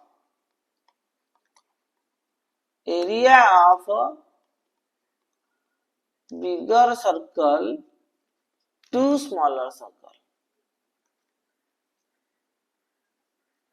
bigger circle to smaller circle, bigger circle क्या होता है एरिया पाई आर स्क्वायर बड़ा वाला, ये होता है पाई छोटा आर, तो पाई पाई कैंसिल हो जाएगा। यहाँ जो आर का वैल्यू है 4r है, तो R square is equal to 4 small R का स्क्वायर हो जाएगा डिवाइडेड बाई आर स्क्वायर हो जाएगा, तो ये हो जाएगा 16r square by R square, divide कर लेंगे आंसर आएगा 16:1, तो आंसर हुआ 16:1, 16:1 का रेशियो से आंसर यहाँ पर हो गया। अगला क्वेश्चन चलते हैं। A race track is in the form of a ring whose inner circumference is 352 and outer circumference is 396. Then find the width of the track. Width of the track का formula कैसे निकलता है, मतलब capital R minus small R से निकलता है width of the track. Capital R तो outer का रेडियस है कैपिटल आर, इनर का होता है smaller R, that means width of the track कितना होगा ना, बड़े वाले रेडियस से मतलब मान लेते हैं according to question directly width of the track is equal to width of a track equal to क्या निकलेगा ना 300 width of the track निकलेगा हमारा सर्कम्फरेंस दोनों को माइनस कर देंगे कैसे निकलेगा ना 2 pi capital R minus 2 pi small r is equal to 396 minus 352 width of the track r minus r है हमारा तो 2 पाई अगर कॉमन ले जाएंगे r minus r is equal to 396 ये सर्कम्फरेंस था ना 396 एंड 52 और 6 से 2 गया 4 9 से 5 गया 44 निकलेगा तो वहां पर 2 इंटू पाई का वैल्यू होगा 22/7 r minus r is equal to 44 that means r minus r is equal to 44 into 7/44 44 cancel कर दिया तो r minus r हो गया 7 मीटर तो width of the track जो हमारा width of the track होता है r minus r तो r minus r is equal to 7 metre ऐसा निकलेगा क्यों होता है ना देखो ये वाला जो है ये वाला मान लो इनर है ये वाला आउटर है ये वाला स्मॉल आर है ये वाला कैपिटल आर है यहाँ से यहाँ तक कैपिटल आर है तो ये वाला विड्थ है तो कैपिटल आर से जो स्मॉल आर माइनस करेंगे इस वाले जो पोजीशन है ये विड्थ ऑफ द ट्रैक है इस ट्रैक में रन करेंगे इसका वैल्यू कितना है ना 7 ये जो लेंथ है यहाँ से लेके यहाँ तक का जो लेंथ है निकलेगा वो 7 मीटर का ही निकलेगा अब अगला क्वेश्चन है circular piece of thin wire is converted into rhombus of side 11 centimeter find the diameter of circular देखो ये circular piece thin wire converted into a rhombus whose side is 11 centimeter अगर circular thin wire cover हुआ है rhombus को that means perimeter of a rhombus is equal to circumference of circle circumference of circle क्योंकि ये वाला जो rhombus का है rhombus जिस साइड से बना है ये एक rhombus है ये इस चारों को अगर खुला करेंगे वो स्ट्रेट सीधा लाइन बन जाएगा फिर उसको बेंडिंग करके ये सर्कल बनाया जाएगा इसीलिए पेरीमीटर ऑफ rhombus जितना होगा सर्कम्फरेंस ऑफ सर्कल भी इतना होगा तो पेरीमीटर ऑफ rhombus कितना निकलेगा perimeter of rhombus 4 into side 4 into 11 that is 44 centimeter then find the diameter of circular piece तो according to question diameter का फॉर्मूला है circumference का फॉर्मूला है 2 pi r is equal to 44 तो 2 pi r के बदले तो pi d में लिख सकते हैं तो चलेगा 2 into 22/7 into r is equal to 44 तो r is equal to 44 into 7/44 तो r निकल गया 7 सेंटीमीटर डायमीटर पूछा है d is equal to 7 into 2 that is 14 centimetre तो 14 सेंटीमीटर आंसर आ गया Next question, a race track in the form of ring whose inner circumference 352, outer circumference 396. ये वाला क्वेश्चन दो बार लिख दिया है तो हमने ये वाला क्वेश्चन पहले ही कर चुके हैं अगला क्वेश्चन आते हैं in the figure st is equal to 5 cm qr is equal to 9 cm area of larger triangle is 50 cm square what is the area of the shaded region तो यहाँ पर एक ट्रायंगुलर दे रखा है ऑलरेडी हमको shaded किया गया है उस शेडेड रीजन का एरिया हमको निकालना है ऑलरेडी बड़ा वाला ट्रायंगल जो है bigger triangle area of the larger triangle that means area of PQR already given 50 centimetre square बस हमको ये छोटा वाला ट्रायंगल का एरिया निकालना है फिर माइनस कर देंगे एरिया ऑफ स्मॉलर सर्कल कितना होगा ट्रायंगल ना area of SQR is equal to half base into altitude base हुआ 9 into altitude हुआ 5 that is 45/2 काटेंगे 22.5 centimetre square then area of shaded region होगा एरिया ऑफ बिगर वाला PQR minus area of triangle SQR तो area of PQR कितना है 50 minus ये 22.5 50 से 22 पॉइंट गया तो आएगा 27.5 सेंटीमीटर स्क्वायर। तो area of the shaded region यहाँ पर हो गया खत्म। हमारा पहला क्वेश्चन तुमको पता है, ये हॉट क्वेश्चन कॉन्ग्रुएंट ट्रायंगल का कितना इंपोर्टेंस है। तो क्वेश्चन में दे रखा है in the figure A D is equal to A D A के साथ इक्वल है। तो पहले हमको देखना चाहिए गिवन क्या क्या दिया है। A D is equal to A ये रहा procedure and B D is equal to C, ये हमारा गिवन है। टू प्रूव क्या करना है, हमको प्रूव करना है triangle A E B congruent triangle A D C हमको प्रूव करना है। तो प्रूव करेंगे कैसे ना, दो ट्रायंगल को अगर कॉन्ग्रुएंट करेंगे हमको मिनिमम 3 पॉइंट्स चाहिए। व्हाट आर द 3 पॉइंट्स, पहले हमको ढूंढना होता है। तो पहले हमको ट्रायंगल लेना पड़ेगा। देखो यहाँ पर ए बी ई और ए ई बी ट्रायंगल है और यहाँ पर ए डी सी ट्रायंगल है।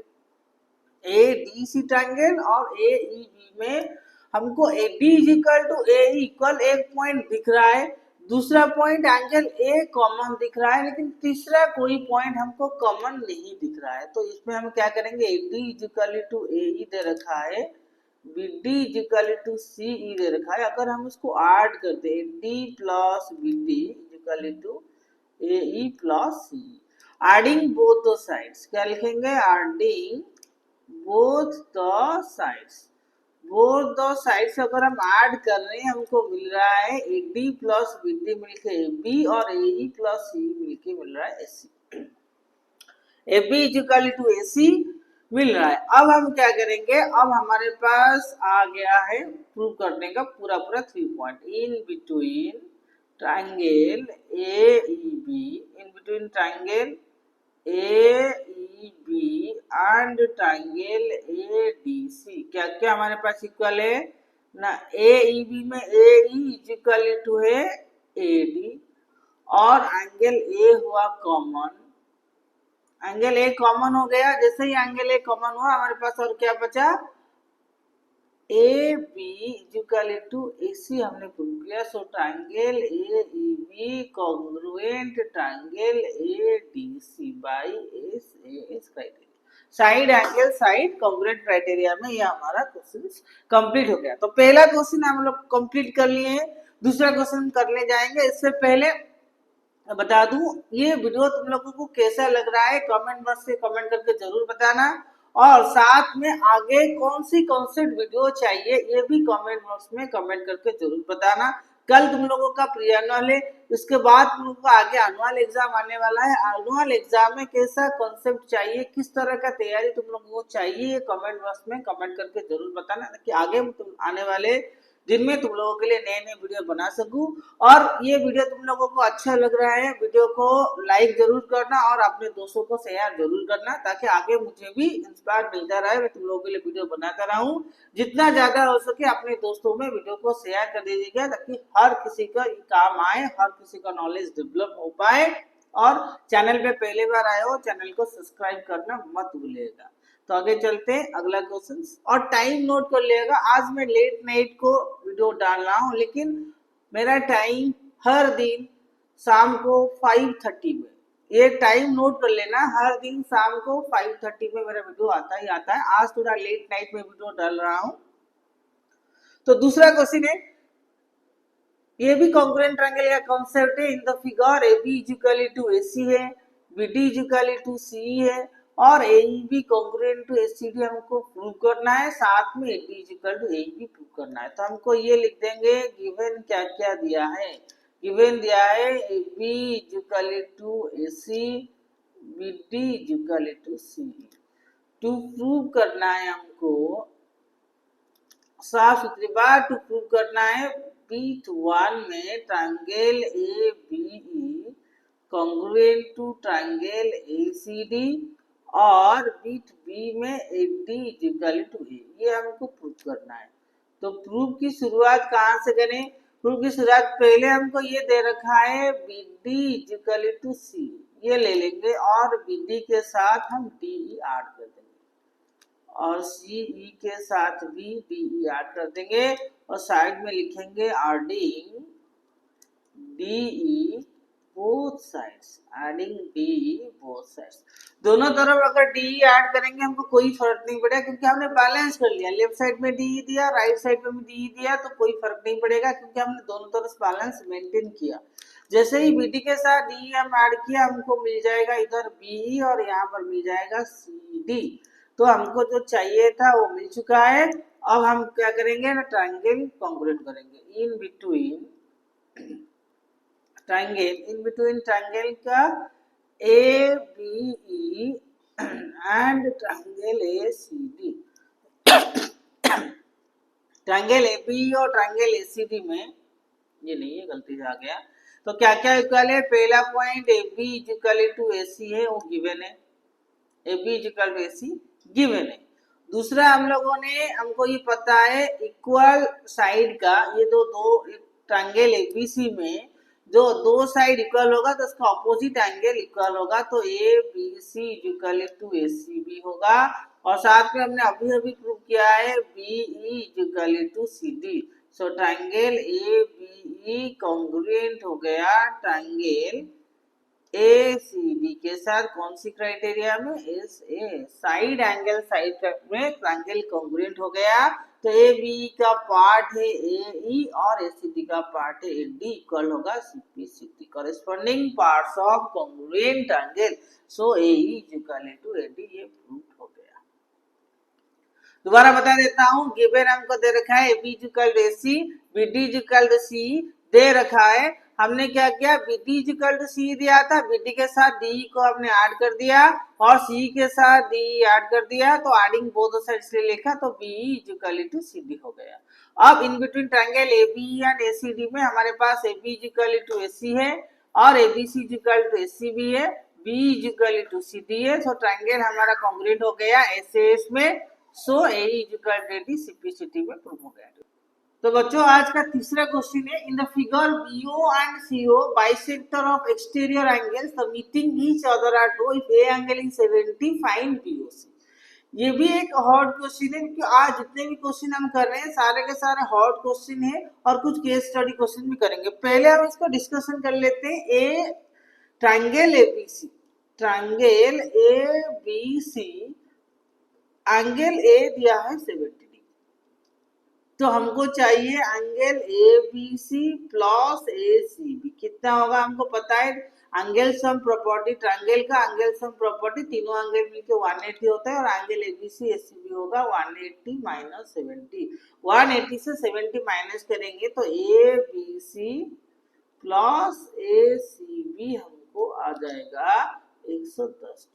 अगर उसको आधा करेंगे, हाफ ऑफ कॉमन ले जाएंगे, ट्रायंगल ABC प्लस ACB, तो ये भी 110 का आधा होगा, तो इक्वल टू 55 डिग्री। ये इक्वेशन 1 लिख देंगे।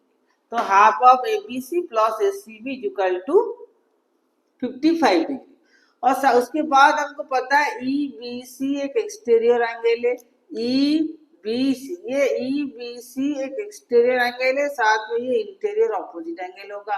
और जो कह रहा है हमको बाइसेक्टर BO एंड CO, जो BO है ये आधा क्या, ये जो BO है इस एक्सटीरियर एंगल को बाइसेक्ट कर रहा है और CO जो है वो एक्सटीरियर एंगल को बाइसेक्ट कर रहा है।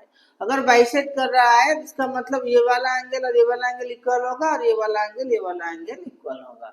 तो अगर हमको EBC है, EBC equal to angle A plus ACB है, और उसको आधा कर देंगे, हाफ ऑफ EBC करेंगे तो ये half of A plus half of ACB कहलाएगा। और हाफ ऑफ EBC मतलब EBC का आधा। हम ये दोनों एंगल इक्वल है, लेकिन हमको इस ट्रायंगल की जरूरत है, इसलिए हम लिखेंगे OBC इक्वल टू A का डिग्री है 75, उसका आधा हो जाएगा तो 35 प्लस हाफ ऑफ ACB। ये रहा पार्ट 2। ये हो गया OBC, क्योंकि EBC का आधा। सिमिलरली हम लेंगे BCD इक्वल टू कितना होगा, angle A plus ABC, right. तो half of BCD equal to होगा हाफ ऑफ A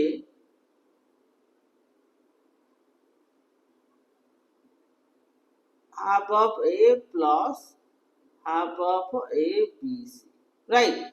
तो यहाँ पर आप लाइन खींच रहे हैं, तो half of B C D हो जाएगा similarly O C B is equal to 35 plus half of A B C. ये रहा इक्वेशन 3।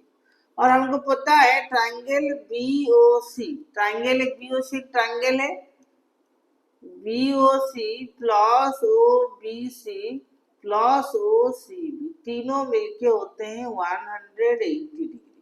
और बीओसी तो हमको मालूम नहीं है, लेकिन ओबीसी का वैल्यू हमने पता लगाया 35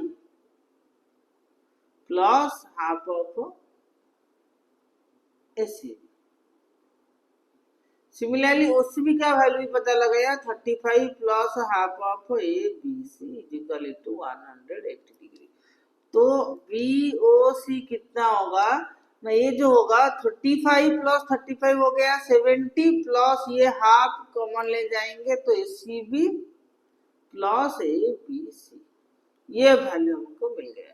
तो जैसे हमको ये वैल्यू मिल गया तो बीओसी को बीओसी रह गया, हाफ ऑफ एसीबी और एबीसी का वैल्यू आपने 55 तय कर रखा है, 70 प्लस 55 इज इक्वल टू 180।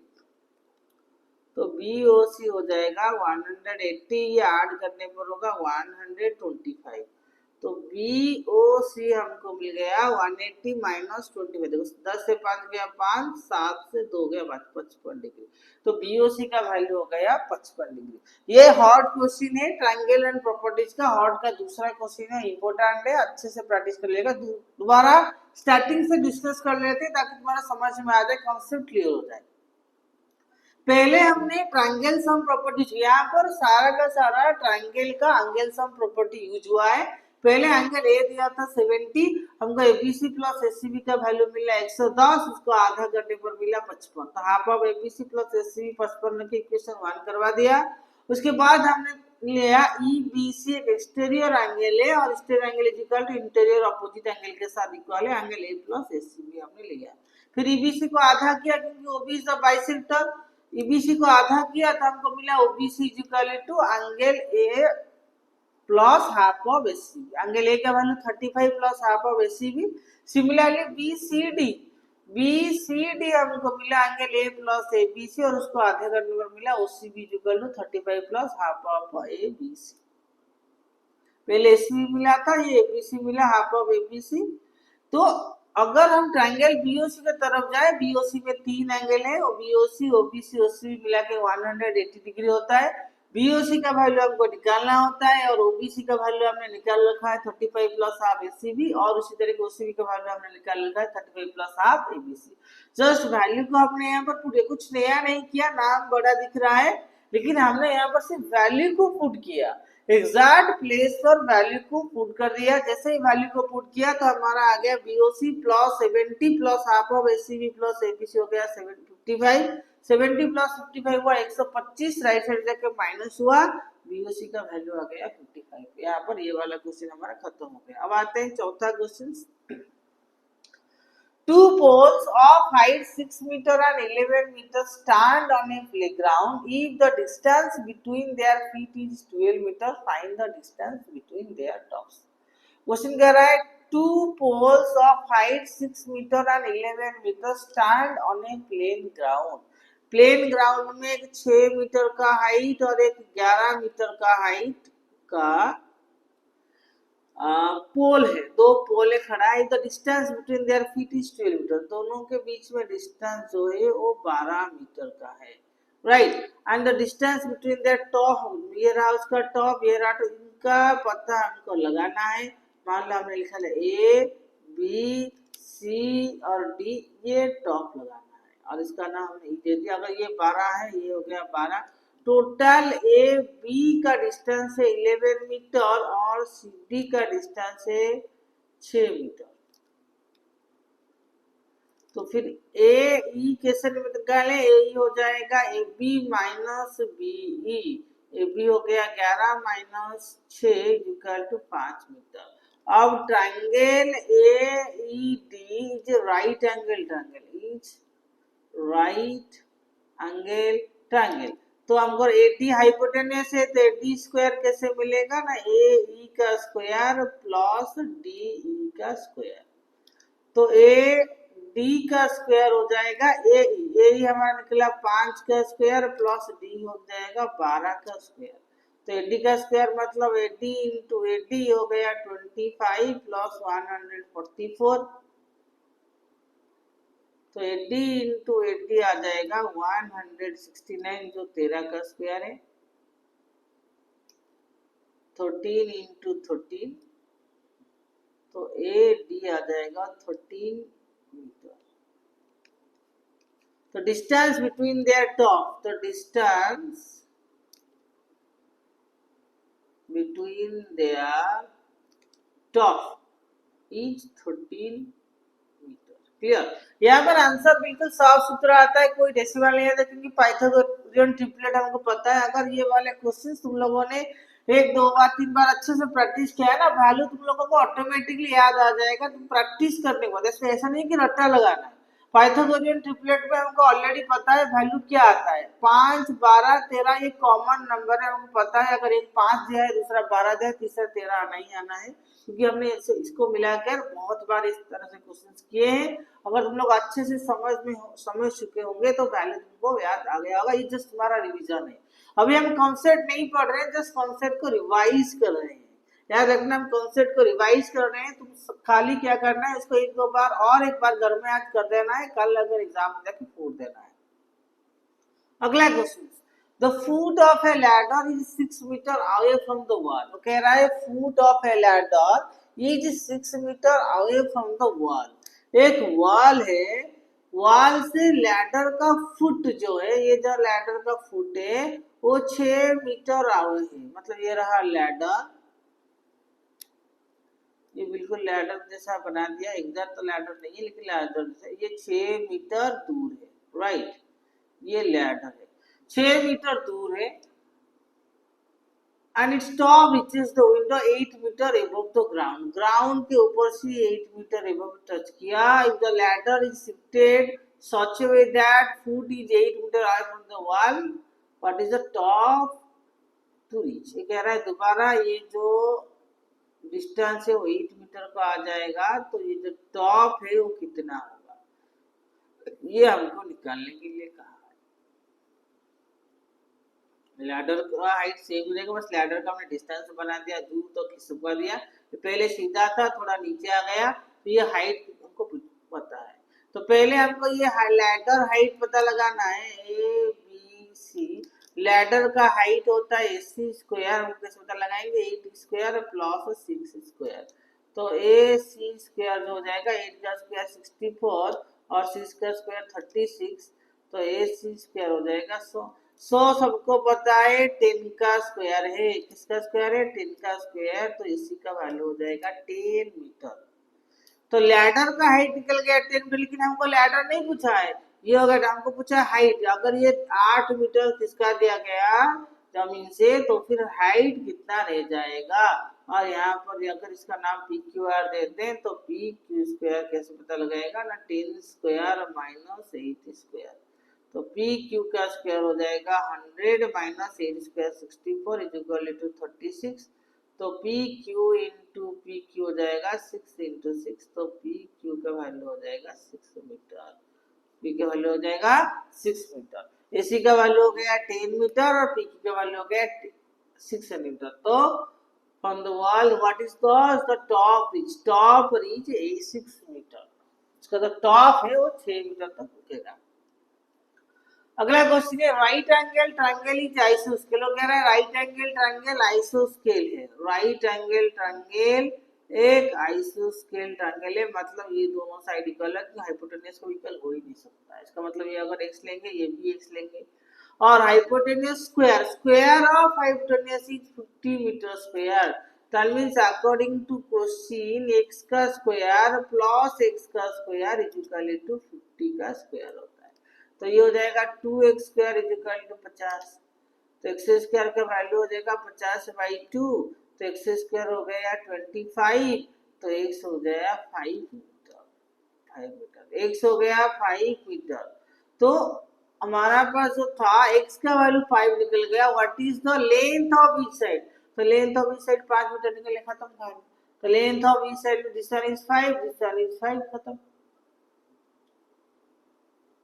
अब चलते हैं अगले क्वेश्चन जो कि केस स्टडी क्वेश्चंस। तो चलिए कुछ केस बेस्ड और सीवीक्यू क्वेश्चंस करते हैं, और इस क्वेश्चन को ध्यान से पढ़ेंगे, उसके साथ ही आंसर देंगे। तो केस स्टडी क्वेश्चन को बिल्कुल घबराना नहीं है, तुम लोगों का परसिस्टेंस रहा है। केस स्टडी क्वेश्चन कुछ डिफिकल्ट होता है, लेकिन कुछ डिफिकल्ट नहीं होता है।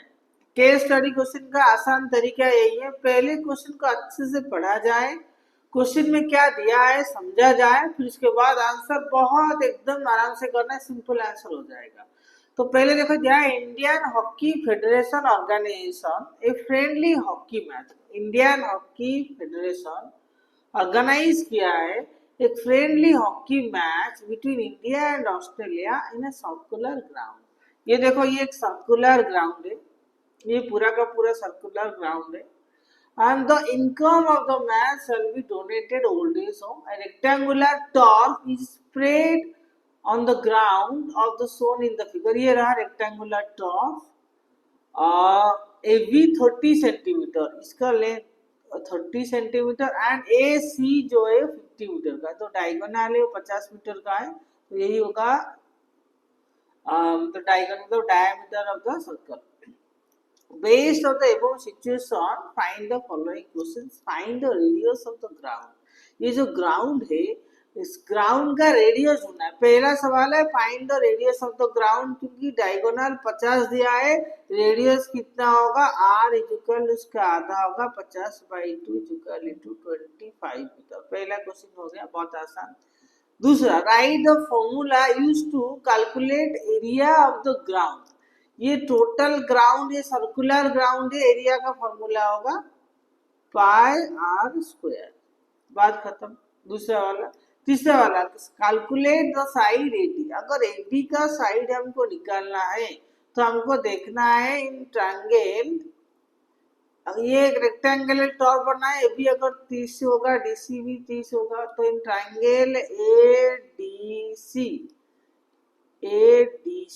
डी स्क्वायर कैसे निकलेगा ना, हमारा जो डायगोनल है उसका स्क्वायर माइनस 30 का स्क्वायर, 50 का स्क्वायर होता है 2500 माइनस 30 का स्क्वायर होता है 900 डी स्क्वायर। तो यहाँ पर हमारा बन जाएगा 80 इंटू 80, ये हो जाएगा 1600। तो AD इंटू AD हो जाएगा 40 इंटू 40, और AD का लेंथ हो गया हमारे पास 40 मीटर। कितना हो गया, 40 मीटर। तो AD हमारे पास हो गया 40 मीटर। क्लियर। तो AD क्योंकि ये पाइथागोरस थ्योरम हमने अप्लाई किया, राइट एंगल ट्रायंगल होता है, हमारा ये बेस पता है, हाइपोटेन्यूज पता है, ये वाला परपेंडिकुलर 40 मीटर निकल गया। कैलकुलेट AD 40 मीटर निकल गया, बात यहाँ पर खत्म। अगर कोई और क्वेश्चन करना चाहे, find the distance travelled bye a person one around the ground. अगर एक चक्कर इस फील्ड के चक्कर लगाएगा तो कितना डिस्टेंस वो कवर करेगा। इस केस में हमको क्या निकालना है, सर्कमफरेंस निकालना है, सर्कमफरेंस। तो सर्कमफरेंस का फॉर्मूला होता है 2 पाई आर, 2 इंटू पाई का वैल्यू यहाँ पर 3.14 लेने को कहा गया है। रेडियस का वैल्यू होता है इधर 25, रेडियस का वैल्यू कितना होता है 25। तो 2 इंटू 3.14 इंटू 25, 25 दूने होता है 25 इंटू 2 50 इंटू 3.14 मीटर। अगर मल्टीप्लाई करेंगे 5 4 जा 20, एक जीरो पहले से है, और 5 1 जा 5 प्लस 2 7, 5 3 जा 15, राइट। 5 4 जा 20, 0, 5 1 जा 5 2 7, 5 3 जा 15, तो 15700, दो डेसिमल था कट गया, तो 157 मीटर। अगर find the distance one around the ground, distance कितना डिस्टेंस कवर किया, एक पर्सन अगर एक सर्कुलर ग्राउंड में एक चक्कर लगाएगा तो टोटल उसमें 170 मीटर डिस्टेंस कवर करना है। 157 नॉट 157 मीटर का डिस्टेंस वो कवर करेगा। देखो कितना शांति से हो गया, कितना आराम से क्वेश्चन सॉल्व हो गया। बस बड़े नंबर देके तुम्हारा क्वेश्चन रहा है, एक बड़ा क्वेश्चन देके पहले तुम घबरा जाते हैं कितना बड़ा क्वेश्चन है, आंसर क्या होगा, ऐसे क्वेश्चन नहीं रखना है, क्वेश्चन बहुत आसान होता है। और दूसरा केस स्टडी क्वेश्चन देखते हैं।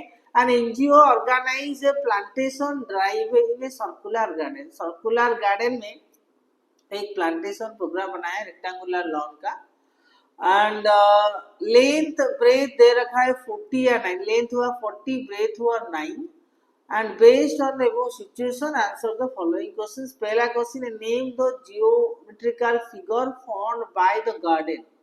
गार्डन में जो जियोमेट्रिकल फिगर बना है वो rectangular, name the geometrical figure formed by the garden. Garden तो रेक्टेंगुलर बना है, रेक्टेंगुलर लॉन, ये सर्कुलर गार्डन, यहाँ पर क्लियरली लिख दिया है circular garden. Name the geometrical figure formed by the garden, ये तो सर्कुलर गार्डन है लेकिन वहां पर तो लॉन बना है और rectangular. Name the geometrical figure formed by the garden. Garden में रेक्टेंगुलर लॉन बना है और गार्डन तो सर्कुलर है और क्या, सर्कुलर गार्डन क्लियर कर बता रहे, सर्कुलर गार्डन है, गार्डन तो सर्कुलर है, क्वेश्चन में आंसर है। लॉन है रेक्टेंगुलर लेकिन गार्डन, अच्छा geometrical figure form by the garden, garden के अंदर जो ज्योमेट्रिकल फिगर बना कैसा है, रेक्टेंगुलर है। Then write the formula for the circumference of a circle, ये भी कोई कहने की बात है 2 पाई r।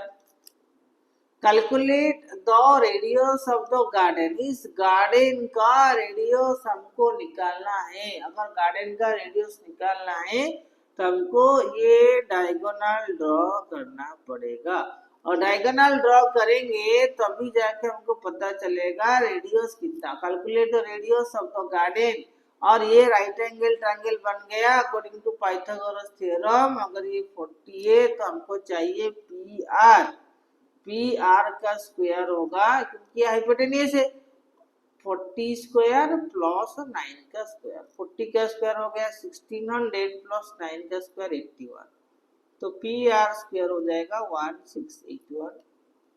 तो P R into P R हो जाएगा 41 इंटू 41, तो पी आर हमको मिल गया 41 मीटर। तो अगर डायगोनल मिल गया 41 मीटर, उसका आधा होता है रेडियस, तो रेडियस कितना होगा, रेडियस उसका आधा होगा तो 41/2 काटेंगे तो 20.5 मीटर, 20.5 मीटर हो गया radius of the garden. Calculate the radius of the garden, तो रेडियस हमको मिल गया। और कोई और करना चाहता है find the perimeter of the rectangular, ये भी और आसान है। Perimeter of the rectangular, P लिख लेता हूँ, 2 होल इंटू 40 प्लस 9, तो 2 इंटू 49, 2 9 जा 18, 2 4 जा 8, क्योंकि 40 2 whole into length plus breadth होता है, लेंथ हो गया 40, ब्रेथ हो गया 9, 49, और 2 9 जा 18, 2 4 जा 8 व 9 98, sorry 88 98 metre was the perimeter of the lawn. Perimeter हो गया 98 मीटर, बहुत आसान है। 2 into length plus 49, 49 into 2 98 metre हो गया पेरीमीटर ऑफ द लॉन। अगर कोई रेडियस पूछा है तो radius 20.5, perimeter of the lawn कोई करना चाहे तो 90 भी बहुत आसान है। इसके साथ ये केस स्टडी भी खत्म हो गया। और चलते अगला क्वेश्चन, वो भी केस स्टडी है। वो कह रहा है a farmer once tied 4 cow, ये रहा है cow number 1, cow number 2, cow number 3, cow number 4। Corners of the square field, चारों स्क्वायर फील्ड कॉर्नर पे लग गए हैं 70 सीट। अगर ये 70 है, देखो ये गाय 4 कॉर्नर पर ये क्वार्टर फॉर्म कर रहा है, तो यहाँ से लेंथ होगा 35, ये भी लेंथ होगा 35, क्यों सर्कल का रेंज बन रहा है। Each cow tried with 35 metre length row, तो cow graze freely throughout the day and end of the day they clear the portion of the field, इस पोर्शन को उन्होंने पूरा खत्म कर लिया, खा लिया। तो living some ungrazed near the centre of the field, ये वाला जो जगह है, ये वाला जो जगह है वो अनग्रेस जगह है, क्योंकि वहां तक कोई पहुंच ही नहीं पाएंगे। पहला question, area of the square field, square field का एरिया तो 70 इंटू 70 है 4900 मीटर स्क्वायर, इसमें कोई शौक नहीं है क्योंकि 70 इंटू 70 4900 मीटर स्क्वायर होता है। पहला क्वेश्चन तो हो ही गया। दूसरा, एरिया ग्रेस्ड बाय तो ईच काउ, हर एक काउ ने कितना जगह कवर किया। देखो एरिया मतलब ये देखो क्वार्टर ऑफ द सर्कल है, each cow find the area grace by each cow. Each cow होगा पाई आर स्क्वायर बाई 4, क्योंकि पाई का देखो ये क्वार्टर ऑफ सर्कल है, तो इसलिए पाई आर स्क्वायर बाई 4, पाई का वैल्यू 22/7 होता है, इंटू आर इधर 35 इंटू 35/4, 7 5 जा 35, और ये 2 में काटेंगे, 2 2 जा, और 2 में काटेंगे 11, तो 11 5 जा 55 इंटू 35/2, तो अप्रोक्सीमेटली तो इसको डिवाइड करेंगे 962.5 मीटर स्क्वायर हो जाएगा area graced by each cow. ये होता है ईच काउ, एक गाय ने कवर किया है 962.5। Then find the area of the remain ungrazed. Ungrazed कितना रहा, तो ग्रेस कितना पहले पता लगाएंगे, तो 3 ग्रेस कितना है, ग्रेस पता लगाएंगे तो हो जाएगा 962.5 इंटू 4 मल्टीप्लाई करेंगे 3850 मीटर स्क्वायर। 3850 मीटर स्क्वायर हो जाएगा, क्या होगा ये ईच क्या होगा 4 का 4, तो 3850 मीटर स्क्वायर ग्रेज कर रहे हैं, टोटल हो गया 4900। तो ऑनग्रेज्ड का कैसे पता लगाएं, ऑनग्रेज के लिए 4900 माइनस 3850, 4900 3 माइनस करेंगे 1050 मीटर स्क्वायर ऑनग्रेज्ड रहेंगे। Find the ratio of the graze to total area. Ratio of the grazed portion, grazed portion हुआ 3850, ये हो गया ट्रिपल आई का, और 3850 बाई टोटल हुआ 4900, 1010 तो यहाँ से कैंसिल हो जाएगा, बाकी 5 में काटेंगे 5 से 70, 5 में काटेंगे 70 हो क्या, 5 में काटेंगे 0 0 तो कैंसिल हो गया, 7 में काटेंगे 7 7 जा 49 70, 7 में काटेंगे 7 5 जा 35 3 35 55/70, अगर इसको 5 में काटेंगे 11, 5 में काटेंगे 14, रेशियो होगा 11:14। Find the ratio of area grazed portion to the total area of the field, हो गया 11:14। क्या हुआ आंसर 11:14। इसी के साथ चलते हैं अगले question. Prove that the bisector of the vertical angle of an आइसोस्केल triangle bisect the base at right angle. देखो यहाँ से पहले फिगर बनाना जरूरी है, इस क्वेश्चन को देखकर एक डायग्राम बनाना जरूरी है। प्रूव दैट ट्रायंगल एबीसी एक ट्रायंगल है, साथ में बाइसेक्टर ऑफ वर्टिकल एंगल, ये जो वर्टिकल एंगल है वो बाइसेक्टर है, मतलब इक्वल है। बाइसेक्ट एंगल ऑफ आइसोस्केल, आइसोस्केल मतलब AB equal to AC, bisect the base at right angle है, हमको ये बताना है। मतलब गिवन हमको दे रखा है in triangle ABC, AB equal to AC, also BAD equal to CAD, ये गिवन है। टू प्रूव हमको क्या करना है, हमको प्रूव करना है that ADB right angle, ADB equal to ADC हमारा राइट एंगल हो, ये प्रूव करना है। तो प्रूव कर लेते हैं। प्रूव कैसे करेंगे ना, इन बिटवीन ये between triangle ABD and triangle ACD क्या क्या इक्वल है, AB इक्वल टू AC है, AD कॉमन है, AD क्या है कॉमन है, then BAD equal to CAD, BAD equal to CAD, ये गिवन है, ये गिवन है। सो ट्रायंगल ABD कॉन्ग्रुएंट है ट्रायंगल ACD, कुछ क्राइटेरिया देखो यहाँ पर two side and included, two side and included triangle है, तो AS में कॉन्ग्रुएंट हुआ, triangle congruent by AS S criteria में ट्रायंगल हमारा कॉन्ग्रुएंट हो गया। जैसे एस क्राइटेरिया में ट्रायंगल कॉन्ग्रुएंट हुआ, ADB इक्वल टू ADC हो गया CPCT, बट हमको पता है ADB प्लस ADC हमारा होता है 180 डिग्री, क्यों, क्योंकि ये लीनियर पेयर है। क्या है, लीनियर पेयर। लीनियर पेयर है इसलिए 180 डिग्री और दोनों एंगल इक्वल है, ऑटोमेटिकली हमारे पास कोई ऑप्शन बचा ही नहीं है। ADP equal to ADC, automatically 180/2 equal to 90 degree. The moment of 90 degree हो गया, एडी परपेंडिकुलर टू बीसी हो गया। यही हमको प्रूव करना था, प्रूव हो गया। ADB perpendicular to base at right angle में बाइसेक्टर यही प्रूव करना था, AD perpendicular to BC. If then prove that bisector of vertical angle of an isosceles triangle bisect the base at right angles, bisect the base at right angle हमको prove करना था। AD equal to ADC 90 degree और AD perpendicular to BC हम prove करना था, prove कर दिया। AD equal to ADC 90 degree हमारा प्रूव हो गया। यहाँ से क्वेश्चन खत्म हो गया। अब चलते हैं अगला क्वेश्चन। अगला क्वेश्चन क्या है, वो भी ट्रायंगल कांग्रुएंट ट्रायंगल का शायद है। ये कांग्रुएंट ट्रायंगल का क्वेश्चन दिया है, ट्रायंगल PQR SQR,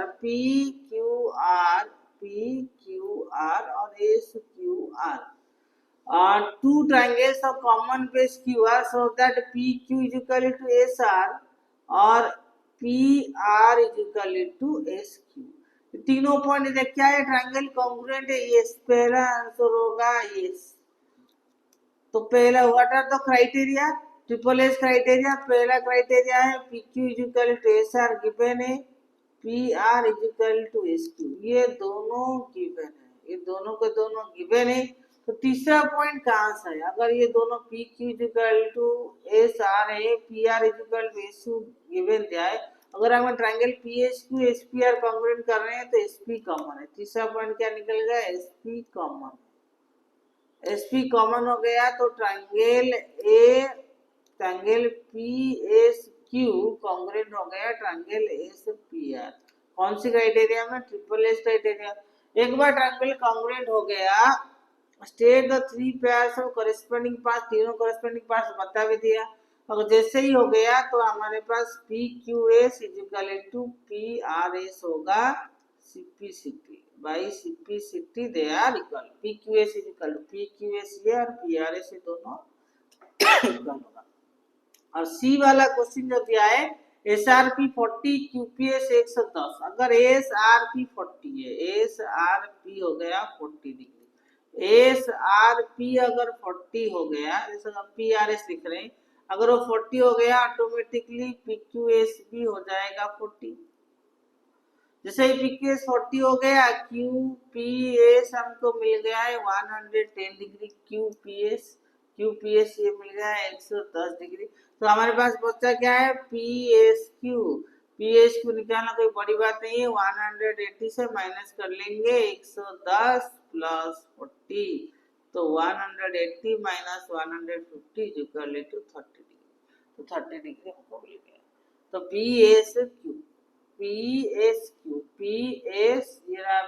SQ कितना डिग्री होगा, 30 डिग्री। PSQ हमारा होगा 30 डिग्री। क्लियर। तो यहाँ पर इसी के साथ ही हमारा आज का क्लास खत्म हुआ। आज के क्लास में हमने बहुत सारे क्वेश्चंस, हमने केस बेस्ड क्वेश्चन हो चाहे लॉन्ग क्वेश्चन, बाकी सारे चैप्टर के हमने कुछ क्वेश्चन डिस्कस किए थे, कुछ आगे चल के डिस्कस करेंगे। होप तुम लोगों को ये क्लास अच्छे से समझ पाया होगा और इस क्लास को अच्छे से यूटिलाइज करना है। खाली कोर्स को देखना नहीं है, देखने के बाद इसमें जो क्वेश्चन है उसको खुद तुम इम्प्लीमेंट करो, खुद प्रैक्टिस करो, प्रैक्टिस करके जाके और अच्छे से तैयारी के साथ जाओ, अपने प्रैक्टिस की तैयारी को मजबूत करो, क्योंकि आखिरी वक्त में दिया है, ये जरूर तुम लोगों का काम आएगा। प्रैक्टिस से सब कुछ संभव होता है, इसीलिए खूब मेहनत लगा के प्रैक्टिस करो और जाके एग्जाम में बहुत अच्छा करो, आगे बढ़ते रहो, खुशखबरी देते रहो और जाते जाते चैनल को सब्सक्राइब करते जाओ। और वीडियो अच्छा लगा लाइक करो, कमेंट करो, शेयर करो। Thank you, best of luck.